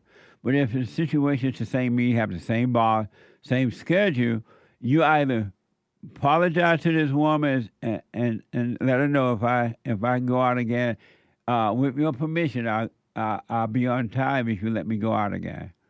Or if she says no, you like, okay, I realize you're right. I'll stay in for lunch. And there's no argument about it. That way you will start to, your life would change and you would be an example for, this is not a reason for you to change your life, but you will be an example for others who are rebelling too. Yeah. This is why I don't hire black people. Yeah. And I see it. But it's like, that's why I don't say nothing, because it's like, hey, Calandra, hey, wake up. You the same way. You be coming back from late work. You be coming back to work late. Are you literally saying to yourself, because you're black, you can't do it right? No, sir. It sounds like it. No, sir, I'm not. I don't know. I don't know. I don't know. At this point. Are you still working on yourself? And that was another thing. I am. You're doing the silent prayer. The silent prayer. I do the silent prayer, but Uncle Jesse, you know what? Why do I feel like it's not working? Why not feel? Because you listen to the devil.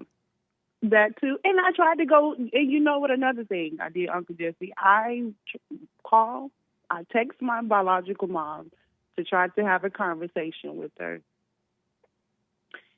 And this lady, she was like, I don't feel like talking right now. And I was like, okay, I will just let me know, when you're available that we can talk. And she was like, well, why are you so adamant about seeing me on FaceTime? Something's up. Yeah. And you know what? Tell me what this is, Uncle Jesse. When I was reading her messages, I see that I have her attitude. Like, I have the no patience, when I want something, or, in that position, that her attitude, I can see that my attitude is similar to hers, and I could tell from that. And I didn't like that either. And so that was, even before I'd see that I have her attitude, and family say that we, act alike and stuff like that. And it's just like, okay, cool. Whatever. Let me say this because of time. You got to stop playing around with the devil like this. You play a game, but you don't realize the devil is playing a game on you. You got to, if let's say your mother don't talk to you, you got to forgive her anyway, knowing that you become just like her. She cannot help herself. And then you stay with the silent prayer, moving on. And at work, you got to do right without even thinking about it. The right thing is to show up on time, do your work. When you take a break, go and come back on time. Same thing in lunch. Without anyone even watching you, you should do what's right, because you're working on yourself. You want to be in control of your life. You want a life with a perfect peace. You got to get serious about it. You don't sound serious about it. Mm-hmm. Gotcha. I mean, that's fair, and that's fair to say. And so that's fair. Stop listening to the devil. But it's hard. I'm just gonna be honest. It's hard. What's hard about it? It's like he's in every situation. But that would change if you just be aware of that and live with it. Let God take it away from you. Go about your day and just know that you've been tempted by evil. Don't call it you. You'll be fine. I don't know. Maybe I just need to. I know I need to slow down. You do. Maybe I'm just I'm in a rush, and just Yeah, slow down. Walk slower. Take your time. Be aware.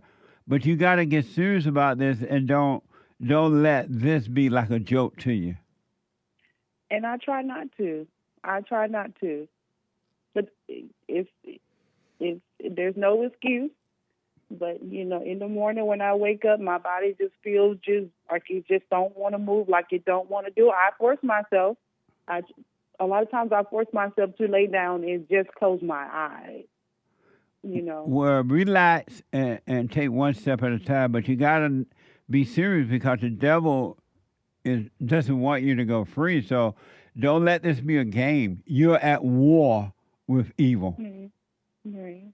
All right? Yeah. But for now, about the job situation, don't think about that until you have a way to see. But you got to go back in there being right and doing right. Yeah, you're exactly right. And that's why I called you, just to, All right? to talk to you. Yeah. And good to hear from you. It's good to hear from you, too. What I hope a everybody's mess. doing well. What a mess. What a whole mess, Jesse. Let me know how it goes, all right? I sure will. All right. Thank you. You're welcome. Y'all have a good one. You too. Thank you. I want to ask you, what I'm about to show you from Facebook, is any of this the 1 Corinthians 13, 4 to 6? Is this love, or is it something else? Watch this. How the mother, what your thoughts on how this mother treated her daughter? Watch this from Facebook. Can you open this? What is this? Absolutely not right now. It's right. What the f is it? It's the girl. This is bracelets. We don't have the time for that. We can do it tonight. Can you just open it? No, because you don't have that anywhere. No, I won't. Open it. Give me it. I'm not opening it. I'm not opening Then it. I'll open it. Go ahead, try. I can. Okay, period. Get out of my room with it. Riley, not right now, baby. Go, I'm opening it. I done told her no. We're going to. Riley, you're not making. Don't start, Riley. Girl, I will smack this out of your head. Give me mine. We're going to Monster Jam. Give me it. Give me it. Give me it. Get out of my room. Give me it. Touch me again. Mommy, touch me again. Get out of my room. Look at I got. Yeah. I'm so glad you're so nice. I'm like your mother sister. Okay, I'm done. Kiss me off. I'm so excited to see them and I just ruined it. You're the one who ruined it. Get the hell out of my room. You get on the table. And you're not going nowhere. Get out. Who said? Who? Because I'll drop your mother off. I told you what going. You won't go nowhere. 0 She's bipolar. But Tina got Amazing. A dominating wife, even a nice, what seemed to be a nice wife, is still a dominated wife. And a passive husband is an abomination against God, and the children suffers. And so does the wife with a passive husband. And I guess that, I don't know who that man is, but look, he won't even protect his own children from the mother. And the worst thing that can happen to a child is to be raised without the father being there to protect them from the mother. A mother cannot, is not, will not ever be able to raise a child without the guidance of the father, or she has truly returned to the father. And that's like finding a knee in a haystack. What a mess, huh? Where's Corinthians 13, 4, 6 in that? 1 Corinthians. Ramon, a first-time caller out of New York. Ramon, welcome to the show. You're on the air. Good morning, Mr. Peterson. First-time caller. Thank you. Speak up a little bit, Ramon. Yes, sir. First-time caller. Just started watching your show last night. It was an episode on MGTOW, and you mentioned that MGTOWs were losers, and I was Stay close to your phone. I was really reflecting on that. Okay. And I started, thinking why it bothered me so much. Okay. And I figured out that I have a lot of anger, rage, and hate. And I've been living in this perpetual victimhood for the last 15 years. And my question is, how do I let go of this hate and forgive those who have hurt me and live in peace? Because I know about God, but I don't know God because I have hate. Yeah. And you say that if you have hate, you're a murderer. Yeah. So I can't be aligned with God if I'm a murderer in my heart and in my mind. Yeah. So what is the process? What process do you take in to release yourself of that hate and anger and bitterness and rage? How old are you? And I'm 46. Nice. You have already, the process has already started. I want you to know that when you when you got angry about whatever you got angry and you question, why am I getting angry about this? Why am I feeling this way? And you saw this rage inside of you, the process started right then and there. So it's already began. And now, and you have admitted that you're angry. Anger is evil. You have admitted that. You're so far ahead that you don't even realize, and you will if you stay with it. You know how you now see that you're full of rage, and this rage has been controlling you? It makes you think and do things that you wouldn't do. It makes you ordinarily do yourself. It makes you feel certain ways, good or bad, because both feeling are wrong. It's like something else is controlling you, right? Correct. The way you think and the way you feel. Well, the way you forgive is that seeing that you can't help yourself, that these spirits have made a home in you, and they have been making you do the things that you do and feel the way that you feel. Seeing that, knowing that you can't help yourself, will cause you to forgive others, because you're going to see that they have this. Every human being has the same problem. It's no different. And they are possessed too. They just don't know it. They cannot help themselves. And when you see that, it will cause you to forgive as God is forgiving you, because you're admitting that you're wrong. You feel with anger. It's not good. God is forgiving you, and that's going to cause you to forgive others because you're going to realize they cannot help themselves. So you're on your way. Understand. Because it's like I realize like I've been a perpetual victim in my own head. Every human being, absolutely. And if it wasn't for hell or prison, I feel like I would have literally murdered somebody. Yes. Already. And I walk around with this scowl and this warm blanket of anger that, has been poisoning me. Right on, man. You're on your way. It's not you. You're now seeing that, and speak up a little bit closer to your phone, but you're now seeing that it has never been you. You have always been possessed, and these spirits have been controlling you, but you identify with them, and you didn't even know you had identified with them by calling them you, believing them, and calling them you. You became one with evil, but it's not you. So you're on your way.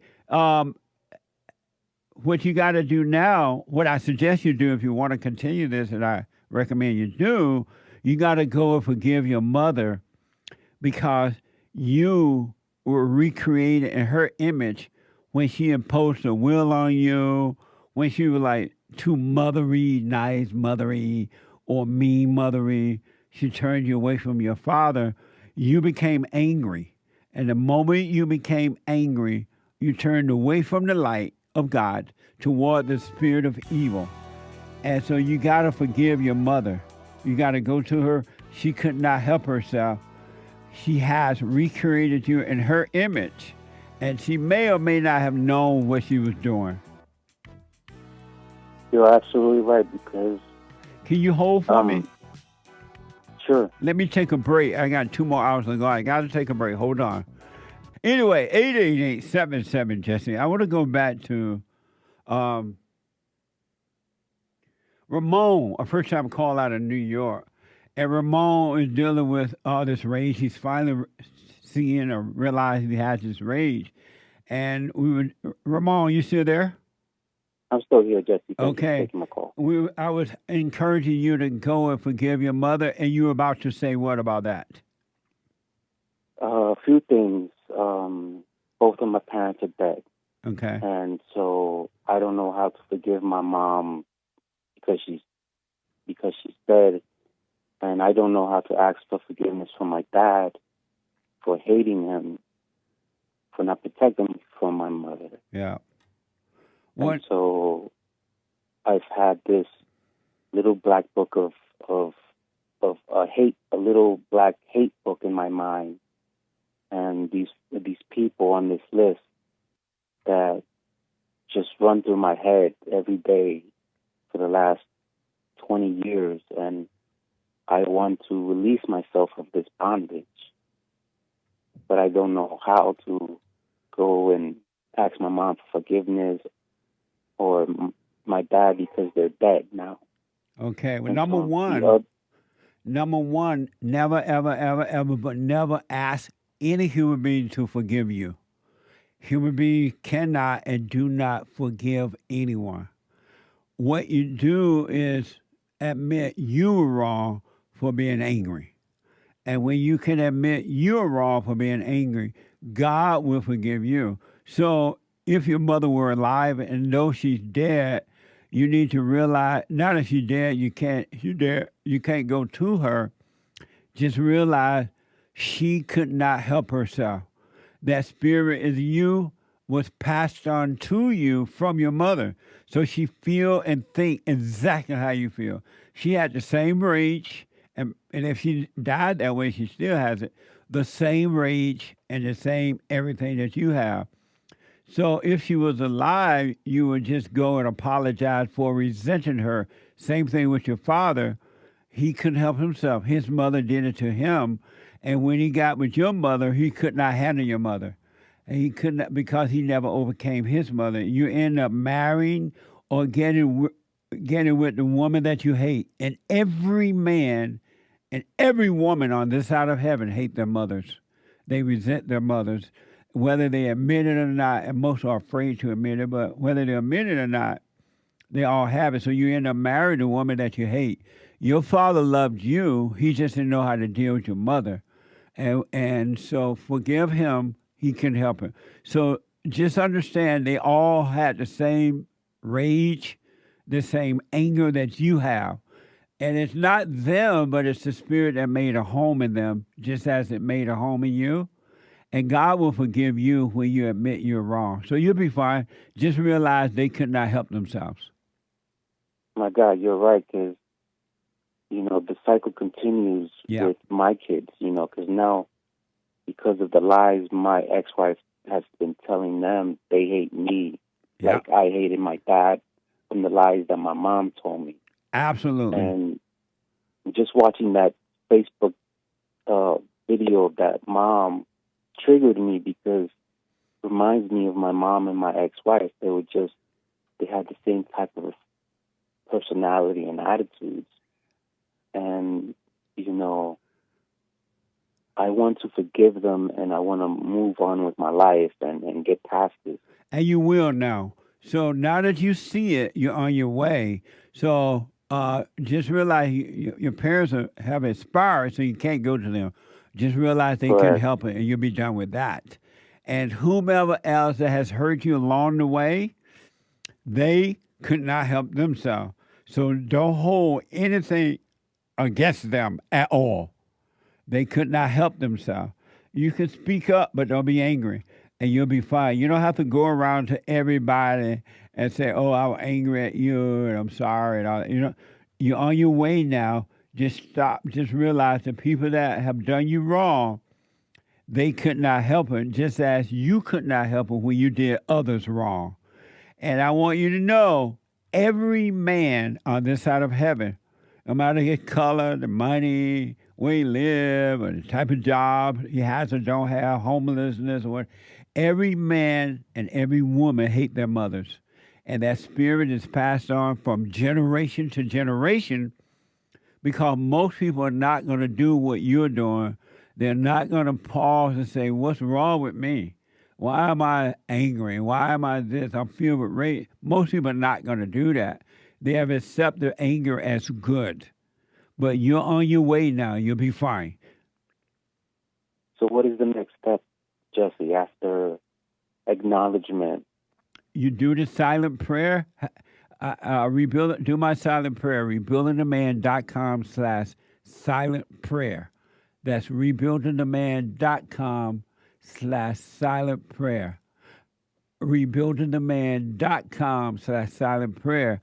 You start doing that, because now what's going to happen if you stay with it, and I promise you it will happen, because the truth is with you now. You have opened it up by admitting you're angry to the truth. And the truth is allowing you to see that you're angry. The truth is the nature of God. And now the truth is working for you. All you got to do now is see those thoughts, the thought of anger, the thought of depression, the thought of anxiety, the thought of worry, the thought of jealousy and strife and fear. And see those things when they pop up, but do not call them you. All thoughts are all lies all the time. Don't try to get rid of them. Don't run away from them. Don't try to deny them. Don't argue with them. Do not call them you, because they are spirits, evil spirits, that the world has given a fancy name, like depression or suicide and all that. They have covered up evil. But they are evil spirit. Those thoughts and emotions, the so-called good ones and the bad ones, are both evil. Do not call them you anymore, and the Spirit of the Father will give you a clear mind. But you got to do the silent prayer and practice staying present rather than being lost in your head, thinking about the past or the future, because that's where evil dwells. Evil lives in people's mind, and it lives in the past and the future. God is with you always, right now and forever, always. So practice staying present rather than living in your imagination. Man, I understand. Thank you for your insight. Yeah. Thank you for your advice. You're on your way now. But these thoughts, I want you to know, they're gonna have a fit now. They're gonna yell at you. They're gonna scream at you. They're gonna tell you it's not working. They're gonna tell you that's not true. They're gonna be all giving you all kind of emotions if you don't catch them. But just know they are doing that because the light is shining on the darkness, and the darkness cannot handle the light. So when they scream at you, just know that's not you. Those are spirits of the imagination. Those are thoughts. They're not yours. All right? And you stay with it, man. I'm telling you, you're on your way. Thank you, JC. Appreciate it. All right. Any other question about that? No, you've touched on all the bases there. Right on. So don't hold anything against the woman that's turning you. Are you married now? No, I'm not married.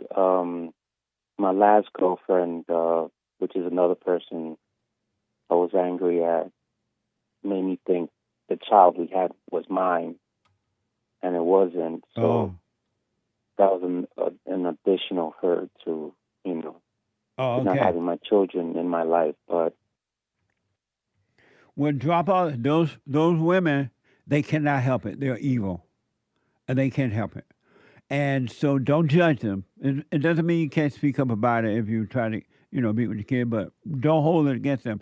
It's not their fault that you allowed them to draw you into their evil world.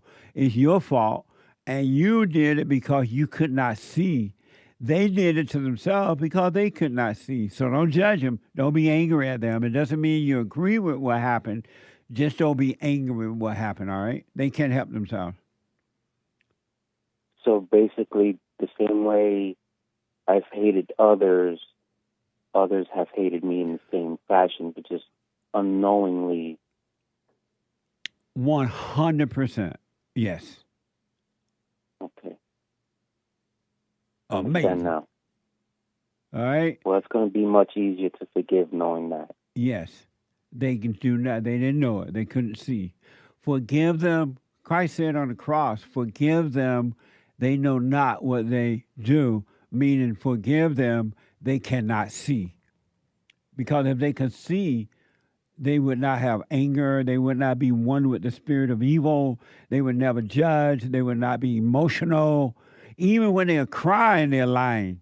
So they would not be that way, they cannot see. So we're just blind pretty much. Without Christ, we're just blind and Absolutely. running around with fury. Without the truth, you're blind. Understand. I wish you well, man. All right? Let me know how it goes. Thank you, Jesse. God bless. You too, buddy. God bless. You're missionary. Right on. Thank you. Amazing. I want you, for those who want to overcome their hell, this message is only for you. It is not for those that don't want it. Really, you stay in your hell. You stay in your hell. Really, stay in your misery. I'm okay with it. I don't care if my daddy, my mama, my brother, my sisters, my friends, my workers. You have a right to be miserable. And I have no right to be concerned about it at all. Really. And so it's not for you. It's for those men and women, boys and girls that want to overcome. I want you to know, listen up. I want you to know right now, this very moment, you can be free if you want to. Just like that. It's really up to you. Or you can live as an outlaw to life or in life. You can live as an outlaw. It's up to you. But you can literally be free right now. One thing I've noticed that the world, let me tell you this, it's so good. I realized that evil has no power at all. Have you noticed that evil in people has no power or authority at all? Zero. The only thing that evil can do and does do is intimidate. All evil people intimidate. And all you have is intimidation because you have no power. You have no authority. Evil has been defeated. It has no power, no authority. And what's interesting to me, and the reason I bring this up, I notice that most people are intimidated by other people. And I'm like, what the? And I wonder, why are they intimidated by other people? What people say about them? Are they going to be friends with them? How they feel? Why do they feel they need to protect themselves, defend themselves? Why? Why do you feel that way? There's something in you that needs to be protected or defended. Why do you argue with people? Why do you try to prove other people? I wonder, why are people doing this? And I realize all people who defend themselves, and I'm not talking about physical defense, you protect your body, you don't want to get hurt that way. But I'm talking about psychological, emotionally, spiritual stuff, right? The only reason that any human being defend themselves from another human being intimidation is because it's in them too. It's in them too. It's in them. If intimidation wasn't in you, you would never have to try to defend yourself from what and why, right? But it's in you too. That's why you try to defend yourself. I ain't going to do what you said. I don't listen to anyone. I'm my own person. I do what I want, and families fight and everything. I don't care what you think. I got my own mind, they say. They are intimidators. They are evil. And all evil people have no power, no authority, nothing but intimidation. This is how we lost our country. Black people have intimidated white people for 70 years. And because white people don't understand that evil has no power because they are intimidators too inside themselves, they don't know evil has no power. So they've been trying to defend themselves on the run rather than dealing with evil. Why do you think people fight one another? They have no power. Why do you think they gossip and try to hurt one another? The families are treating each other so bad not through intimidation. Families, friends, workers, the government, nationally and internationally, everybody fighting because they're all intimidated. And everybody fighting back because they're intimidators. They're evil. And evil has no power. Really, if you were to work on yourself, you would start to see these things for yourself. And the only reason you are afraid of evil because you're an intimidator too. If you were not intimidated, you wouldn't be intimidated. You would be free. You would be free. You would be drinking from the glass of truth. You would, but you're not. You're not drinking that fresh spring water that comes down from the mountain and you drink that water. You're drinking the water of intimidation, of evil. Yesterday I said that all depressed people are evil, and they are. 100%. You're evil, you're lonely, you're jealous, you're defensive, you are worried, you're this and that, right? Anxiety. All anxiety, all depression, all suicidal thoughts, all loneliness, all worries, all intimidation come from evil. If you didn't have the spirit of anger in you, which is evil. Anger is evil. And the people used to know that, but they changed the word from evil to anger. It used to be called evil. When I was growing up, it was called evil. That person is evil. And then they changed it to, what's that word? It's not anger, hatred or something. They changed the word. And then they finally changed it to anger. But it's still evil. And all evil people, I don't care who you are afraid. All evil people are afraid. And the reason they're afraid is because they're evil and there's no power in evil. And if you paid attention to you would see this, that you are evil and you are afraid. You worry. You think about what people think about you. You're trying to prove yourself to the world. What kind of person would try to prove themselves to other evil people? Think about that. Somebody says something about you, you got to prove to them that they're wrong.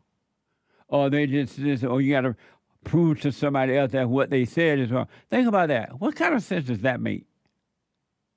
You're doing that because you're evil. You're concerned about what other people think about you. You're an intimidator. And you have no power. Evil has no power. Christ said, I'm not making this up. Christ said, you know what? The devil has been defeated. He has no power. He has no authority or zero. He told you that, but you didn't listen. He said, it's done. I can go home now. The sting of death has been defeated. There's no death. And yet you're afraid of dying. Oh, a mess, huh? You're afraid of living and you're afraid of dying. You're an intimidator. Anyone that gets angry, I don't care who it is, anyone that gets angry is an intimidator. They have fear and they have no power. When someone is yelling at you or you're yelling at someone, don't you see how weak you are? No, you don't, because you're not paying attention to you. Another thing I wondered about, I'm always wondering, Lord, Pudgy has always been this way, though. This is nothing new. Ever since I was a little kid, I used to wonder, why are you doing that? What's this about? Why is this happening? So I've always been that way. I'm just older now. Not that much older, but older. I've always wondered, why do people think they have to agree or disagree? When God said, neither accept or reject, neither believe or disbelieve, why do people always say, well, I disagree? Oh, I agree. Oh, I'm like, what the hell is wrong with you? You're lost. You're angry.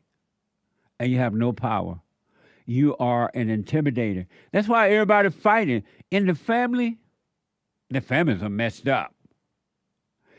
And at work is messed up. People, you can go to the fast food place now, and 9 times out of 10, you're going to see a fight.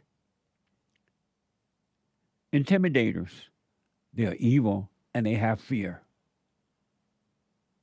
They're not free. But you can be free right now. You don't have to live as an outlaw to life. Really, you don't. And I want you to pay attention to you. When you are angry and you're jealous, gossiping, you don't wish nobody well. What's up? And watch the people around you. They don't wish you well either. Intimidators. They have fear.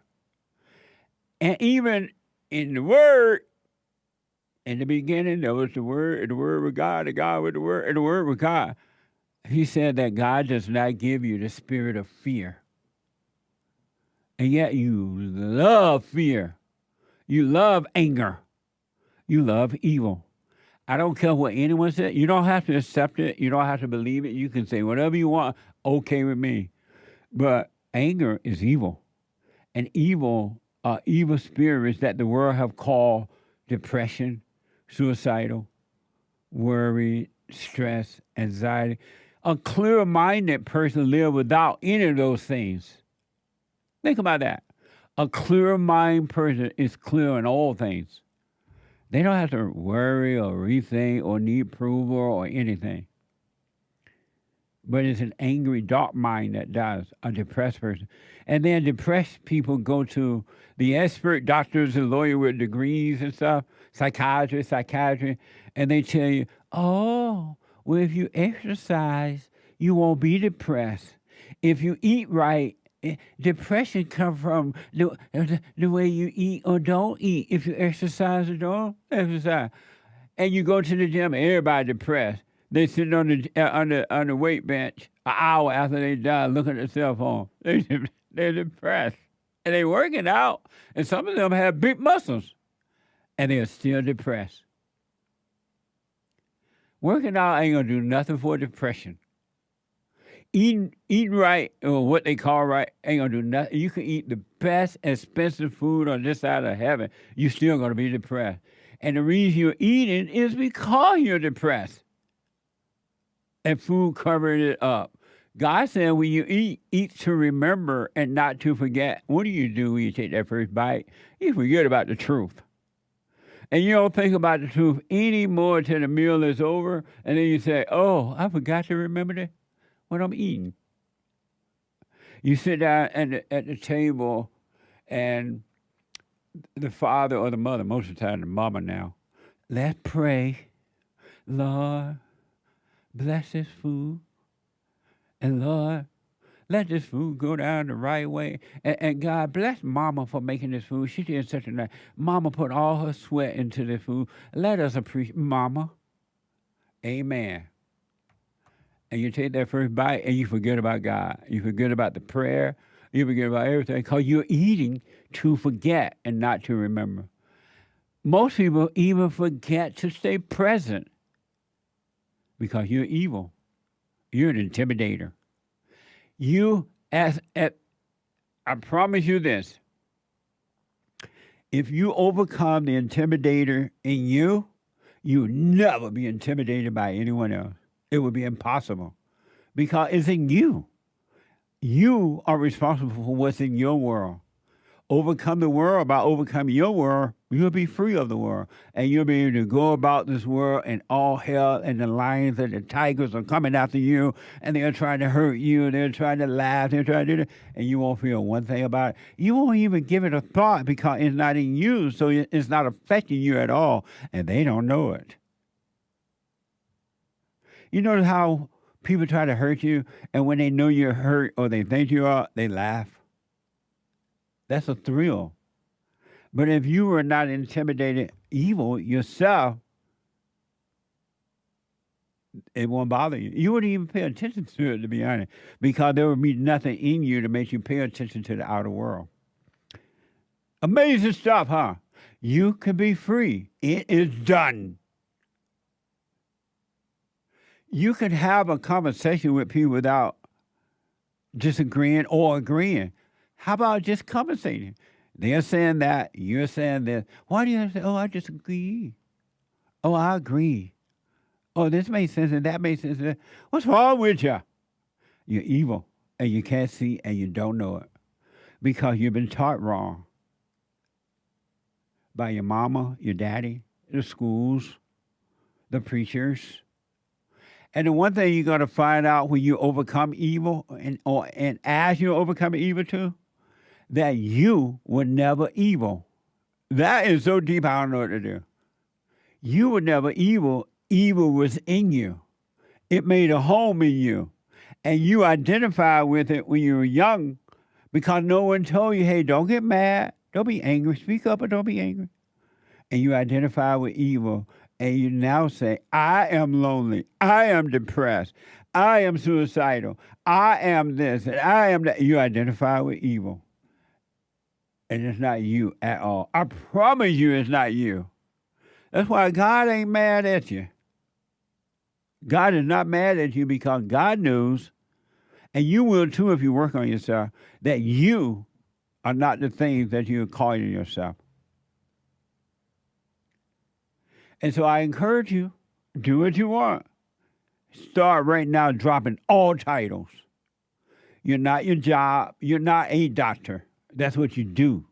You're not a lawyer. That's what you do. You're not a politician. That's what you do. You're not a preacher, pastor, pope, bishop, prophetess, prophet, bomb, or alcoholic, or drug addict. You're none of those things. You do those things, but that's not who you are. Why not live a life without any identity at all? It's going to blow your mind. Really, it really will. Do what you want with this. Those who want to be free, I don't care what you've done in your life, it was never you. The world going to judge you because they're evil, but God is not holding anything against you. Nothing. I don't care if you robbed a bank, molester, abuser, whatever they want to call you, drunk, whatever. It was never you. But you didn't know that because you are an intimidator. You are evil. Really. But do what you want. You can choose to stay an outlaw to life, or you can be free. You really can be free right now. Just be free. But you don't want to. Most people won't even work on themselves. They'll work on themselves for a little while, and then they get tired and say, you know what? Don't listen to that. You got your own mind. You don't agree with that. You don't have to agree with that. You be like, I don't agree with that. Ain't nobody asked you to agree with it. What's wrong with you that you feel like you need to agree or disagree? But you listen to the evil in you and the evil in other people saying, yeah, child, you're right. That person wrong. You have your own mind. You ain't got no mind. Nobody have their own mind. What kind of sense does that make?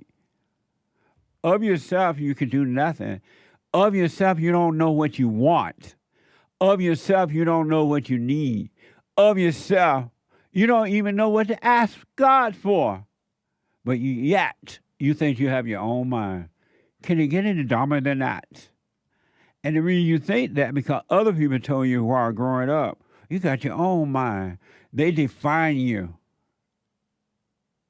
And they're doing it in the wrong way. They're giving you wrong identities because they too are asleep. You have asleep people leading sleep people, and they both fall into a ditch. What a mess! I want you to know, evil people are intimidators because they have fear. They have no power. Zero. And you have none if you're an intimidator. If you have anger, you are evil. Evil is anger. Get rid of the evil, you get rid of the anger. If you don't have evil, you can't have anger. Dummies. Well, not dummies. Crazies. But do what you want. Everything has been done for you. You don't need to figure out anything. You don't need a life plan. You don't need this or that. You don't even need to know God. And then you shall know God. I want to give you an example of evil. This is just one small example. Evil can be a person that's smiling in your face. Evil can be a nice mama that seems so humble and nice. Matter of fact, those are the worst mamas. Because she seems like she cook, she clean, she take care of the children. And dad is so mean. Why dad is so mean to mama? And mama's so nice. And mama drive daddy crazy and turn his children away from him in that nice, phony, evil personality. But you call mama was good. I don't understand why daddy treat mama that way. You don't know what mama doing to daddy. Daddy knows, but you don't know because you ever decided took side with mama. ABC is reporting that Dylan McDougal's 28 can be seen, ABC News can be seen attacking a TSA officer at Miami International Airport in December, and authorities says he also randomly attacked another passenger once through security. Watch this. The surveillance video is shocking. Watch the man wearing a light blue t-shirt start swinging at TSA officers at Miami International Airport. It happened in late December of last year. First, he tries punching one officer but can't connect. Another officer then jumps in, bringing the attacker to the floor. The man keeps punching, despite being pinned, hitting that officer at least 3 times. He's held down until a Miami-Dade police officer can arrest him. Authorities saying that was 28-year-old Cameron Dylan McDougal of Toronto. McDougal must have black fatigue. I think he has black fatigue. McDougal also randomly attacked another passenger attacked another passenger and is facing up to 2 years in prison. Watch this. And that was not his only altercation. According to prosecutors, after passing through security, McDougal randomly attacked another passenger without warning and allegedly struck an airport security guard who tried to step in. That's when he doubled back to security and went after the other officers. McDougal was only in Florida in the first place because of another fight.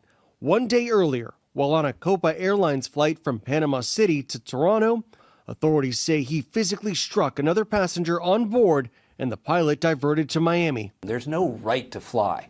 And if you're violent in an airplane, then the airline has a right and a responsibility to make sure that you don't fly on their airplanes.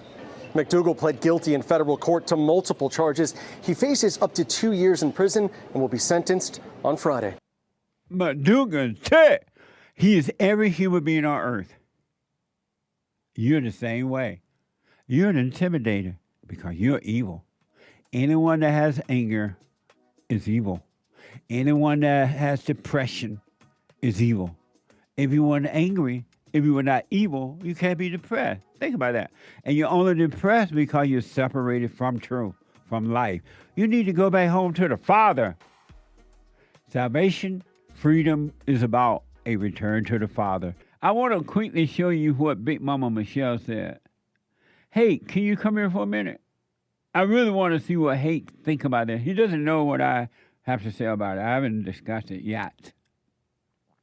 But Big Mama Michelle is the wife to the fallen Messiah, Barack Obama. And some of you know she has her own little podcast thing going on there.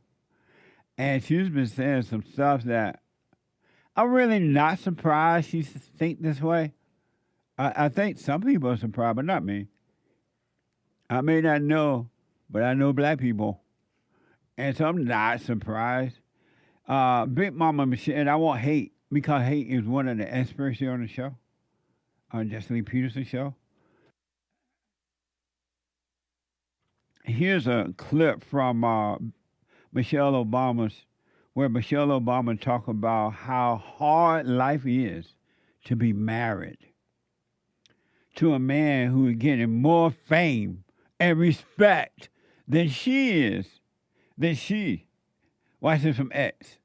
There was a line of people waiting to shake hands with our respective husbands, Okay. you know, people like reaching over our heads and spilling water on us, trying to get to these two, you know, illustrious men, you know, and she had the same look on her face as I did. Like, here we go, you know? And I looked over at this beautiful woman.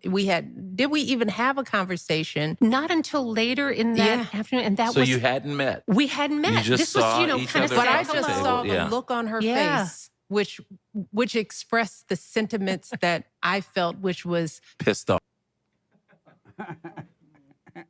I think that was Eric Holder's wife with the bald head. Huh? You're talking about that woman that's sitting at the light other girl? end of the table? He's married to is that a white woman? I think she's mixed. I'm not sure. But I believe that was Eric Holder. Is that Eric Holder's wife? You're asking the wrong people. Maybe. I'm about to find out for Nick you. may know. But I'm I trying to believe give you a they were good look at Holder. it. Yeah, short-haired lady. Trying to Yeah, give she you a does good look look. kind of mixed in this blurry picture that I'm looking at. Does it say Mrs. Holder? Dr. Sharon Malone Holder. Yeah, that Eric Holder wife. And Eric Holder used to be something like Attorney You General. recognized her or something? What? You recognized her or something? No. How'd you know this? I saw this Clip elsewhere. clip somewhere else, and they mentioned this is Eric Holder's wife. Short-haired gal. Yeah, I had never seen her before Me that I'm neither. aware of. Yeah. I didn't even know Eric had a wife. Me neither. What So what do you think about what Big Mama Michelle said? It's so charming. And So I think she was talking about this woman and her with Barack Obama. Oh, I had assumed that it was she was talking about Dr. Jill Biden. But I assume. Yep. She may have been. I don't know. 'Cause Yeah, no, I didn't hear what she said. I could be wrong. What do you think? I thought that it was charming, but I don't think she's joking. You're not And I don't joking. know if she I don't know if she actually knows that the other woman was necessarily thinking the same thing. Right. She might have been. She might totally be right about that. Girl spirit. Mm-hmm. But she might be just projecting her own hatred and envy on the other woman too. Like, oh yeah, we're all like eye roll. These men. I know Barack. He's not that much. He's not that. And she brought up there, and Barack ain't all that. Yeah, that's what the phrase I was looking for. What do you think about that, Joel? Joel, another expert on the show, he black. Yeah, it seemed like a little bit of jealousy. That she had. That's what I was thinking too. Yeah. Jealousy. Like why she don't get all the attention, he gets all the attention, and yeah, that's what it seemed like to me. What? Did you get to say? What did you see it? How do you see it? Hate. I mean, not hate, but Anchor Baby. Another expert. She revealed herself when she said, "This illustrious man." I'm like, what? That's your husband you're talking about. Do you remember who you're talking about? You're like, illustrious man. Like, I wonder what Barack Obama thinks. I really would love to know what he truly thinks Barack when he is a sees beta. this. I know. Michelle, I mean, women are jealous of men. Because of their relationship with God. Here's a clip of Michelle Obama saying, least important things about a woman's reproductive system is that it produces life. Watch this. So many men have no idea about what women go through, right? We haven't been researched, we haven't been considered, and it affects the way a lot of male lawmakers, a lot of male politicians, a lot of male religious leaders think about the issue of choice as if it's just about the fetus, the baby. But women's reproductive health is about our life.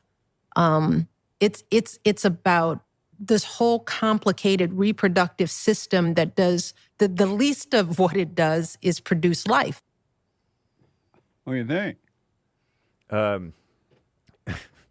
The least of what it does. I think that was a slip of the tongue. But actually, she sounds like she means it. And that's kind of like how Obama talked too. Yeah. Her husband. Yeah. Because he's like, oh, if my girls make a mistake, because he has daughters, I wouldn't want them punished with a baby. That's how they see it, as a nuisance. She sounds like a bearded woman to me. Yeah. This female been in the White House as the first lady of the greatest country on this side of heaven, and she still sounds bitter. Because that stuff doesn't make you happy. It doesn't at all. It sure didn't make her happy. But at least the other women seem, the so-called first ladies, look like they still go out and just kind of fake it. They knew to pretend to be a little bit more like first lady, like. Yeah. They ain't gonna come out of the White House and then be bitching about how bad things are and all that. They show a little class. Black women are encouraged to. Oh yeah. To do that word you said. What word? I forgot what I said. What did I say? To boop itch. What? I can't say it. Stop making me. Get the camera off me. I forgot what I said. What did I say? I don't understand. Yeah, I don't understand. They're always complaining. What? Complaining and feeling like a victim and feeling entitled and yapping and being. That's what I said, B-words. complaining? Something to that effect. But what did I say exactly? I can't repeat it. I'm a Christian. I'm one of those Christians who was raised after feminism destroyed that word. You know what? She looks like she lost weight. Looks kind of fit. Mildly attractive. Anybody? I know I'm right. Anyway. Shout out. Okay, you want to move on? It's true.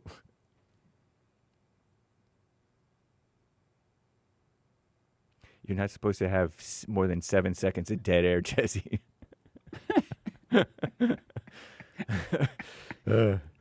Sweating here. Try to get to the truth. He's complimenting Michelle Obama.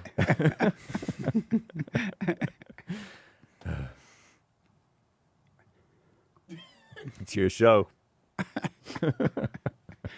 Derek, my producer, said, Barack is such a lucky man. Michelle got issues.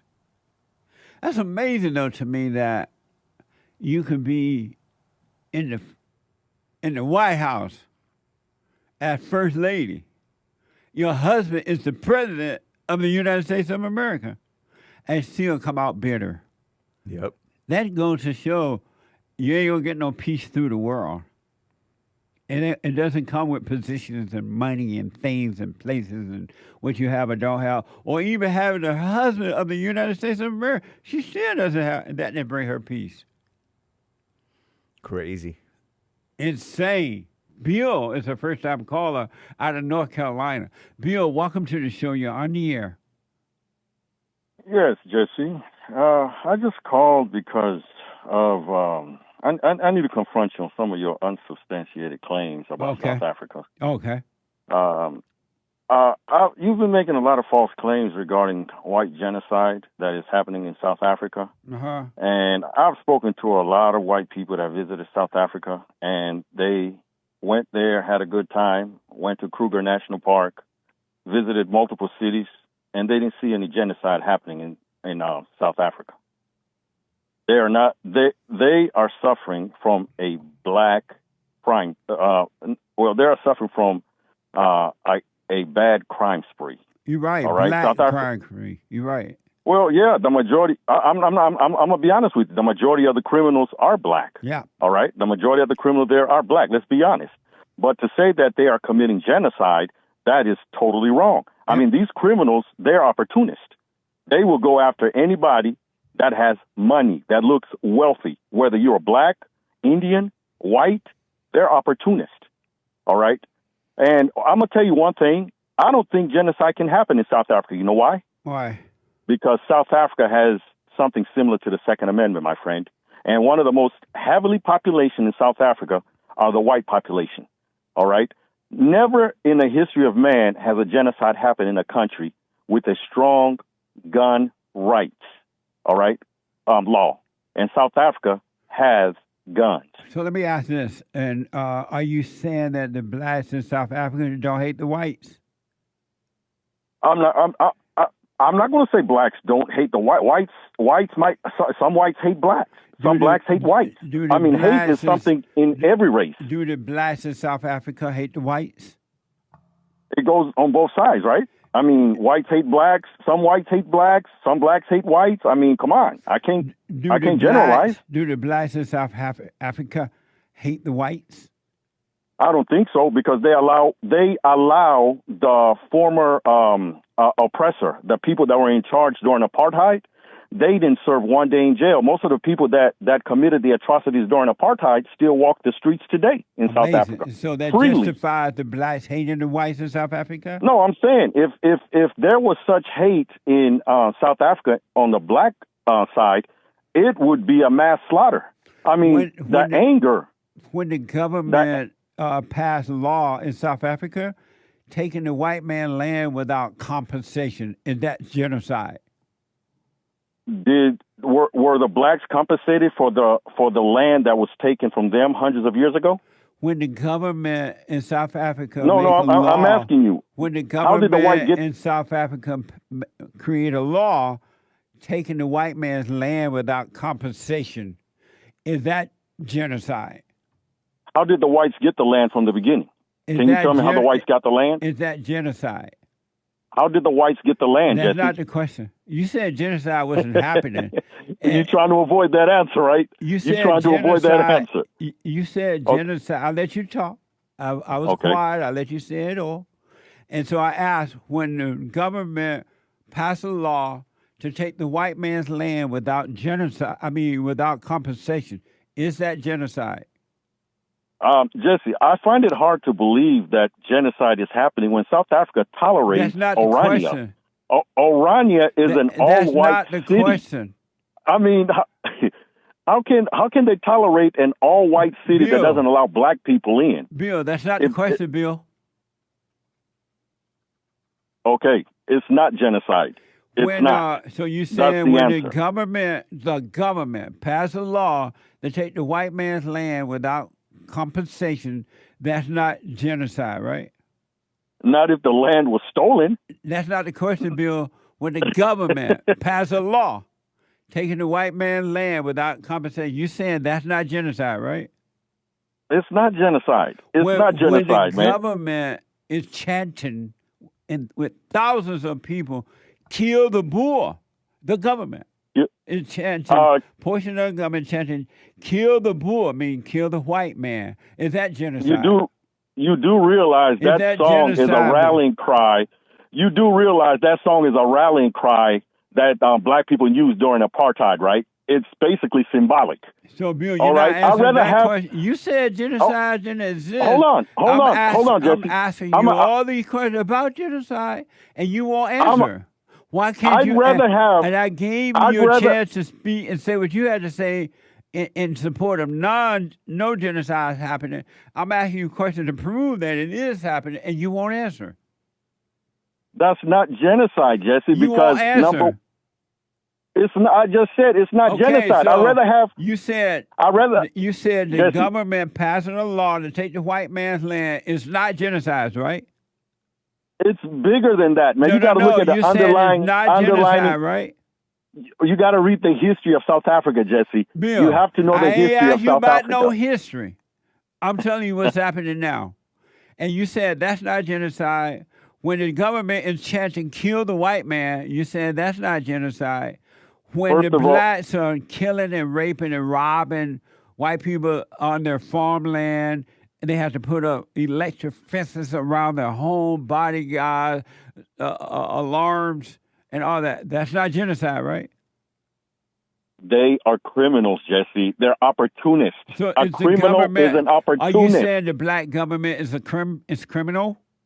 I'm saying the people that are committing these atrocities on the street, So the they're not preying on white people only. The government is committing criminal acts on the white, but not genocide. Are you saying that? So why is it that the whites participate in this government? White people have their own party in South Bill, Africa. When they have their own party. When they say we will march to, what's the name of that town? Orania. Orania. Is that genocide? You just proved my point. They allow Orania to exist. Bill, how can the blacks allow? Bill, how can they tolerate Bill, Orania if they are committing genocide? Bill, you notice how can they tolerate Orania? Bill, have you noticed that you haven't answered one question about genocide, but yet you claim there is no genocide? There is no. I just answered your question, No, you Jesse. There didn't. is no genocide. No, you didn't answer the question. May I ask again because of time? Oh my goodness. No, you Go ain't ahead, got no Jesse. goodness. When the government passed a law to take white people's land without compensation, you said that's not genocide, right? It's not genocide. When the government is chanting "kill the white man," that's not genocide, right? That is not the government chanting that, Jesse. That's not the question. That was members of the government chanting kill that the is bull. a minority party. I Bill. mean, you can look at the Bill. United States. We Is that have genocide? we- yes or no? We have Bill, extremists here because in the of United time. States government. Is that genocide because of time? I'd rather them sing than act. I'd Bill, rather them that's sing not, than I act. know you love singing and dancing, but I'm asking. I'd rather is that- people sing than act out. Oh, you rather them? The You would rather apartheid them government sing? wasn't singing. You'd rather them The sing? apartheid government was not singing, Bill, Jesse. They were acting. There were member of the They government committed chanting. the real genocide. There were member of the government chanting to thousands of people dancing and singing. I'd Kill the rather white them man. chant and yell than act. Bill. Act out what they believe in, Bill. like the white Bill. apartheid government did in the 80s. Bill. They weren't singing back then, Jesse. They Bill. were killing. Bill. They were killing back Bill, then. I got to run because of time, but you're proving that you're not honest about genocide in South Africa. You've proven you're a complete liar and you're Uncle Tom. That's what you've proven. Right on. Thank you, Bill. Amazing.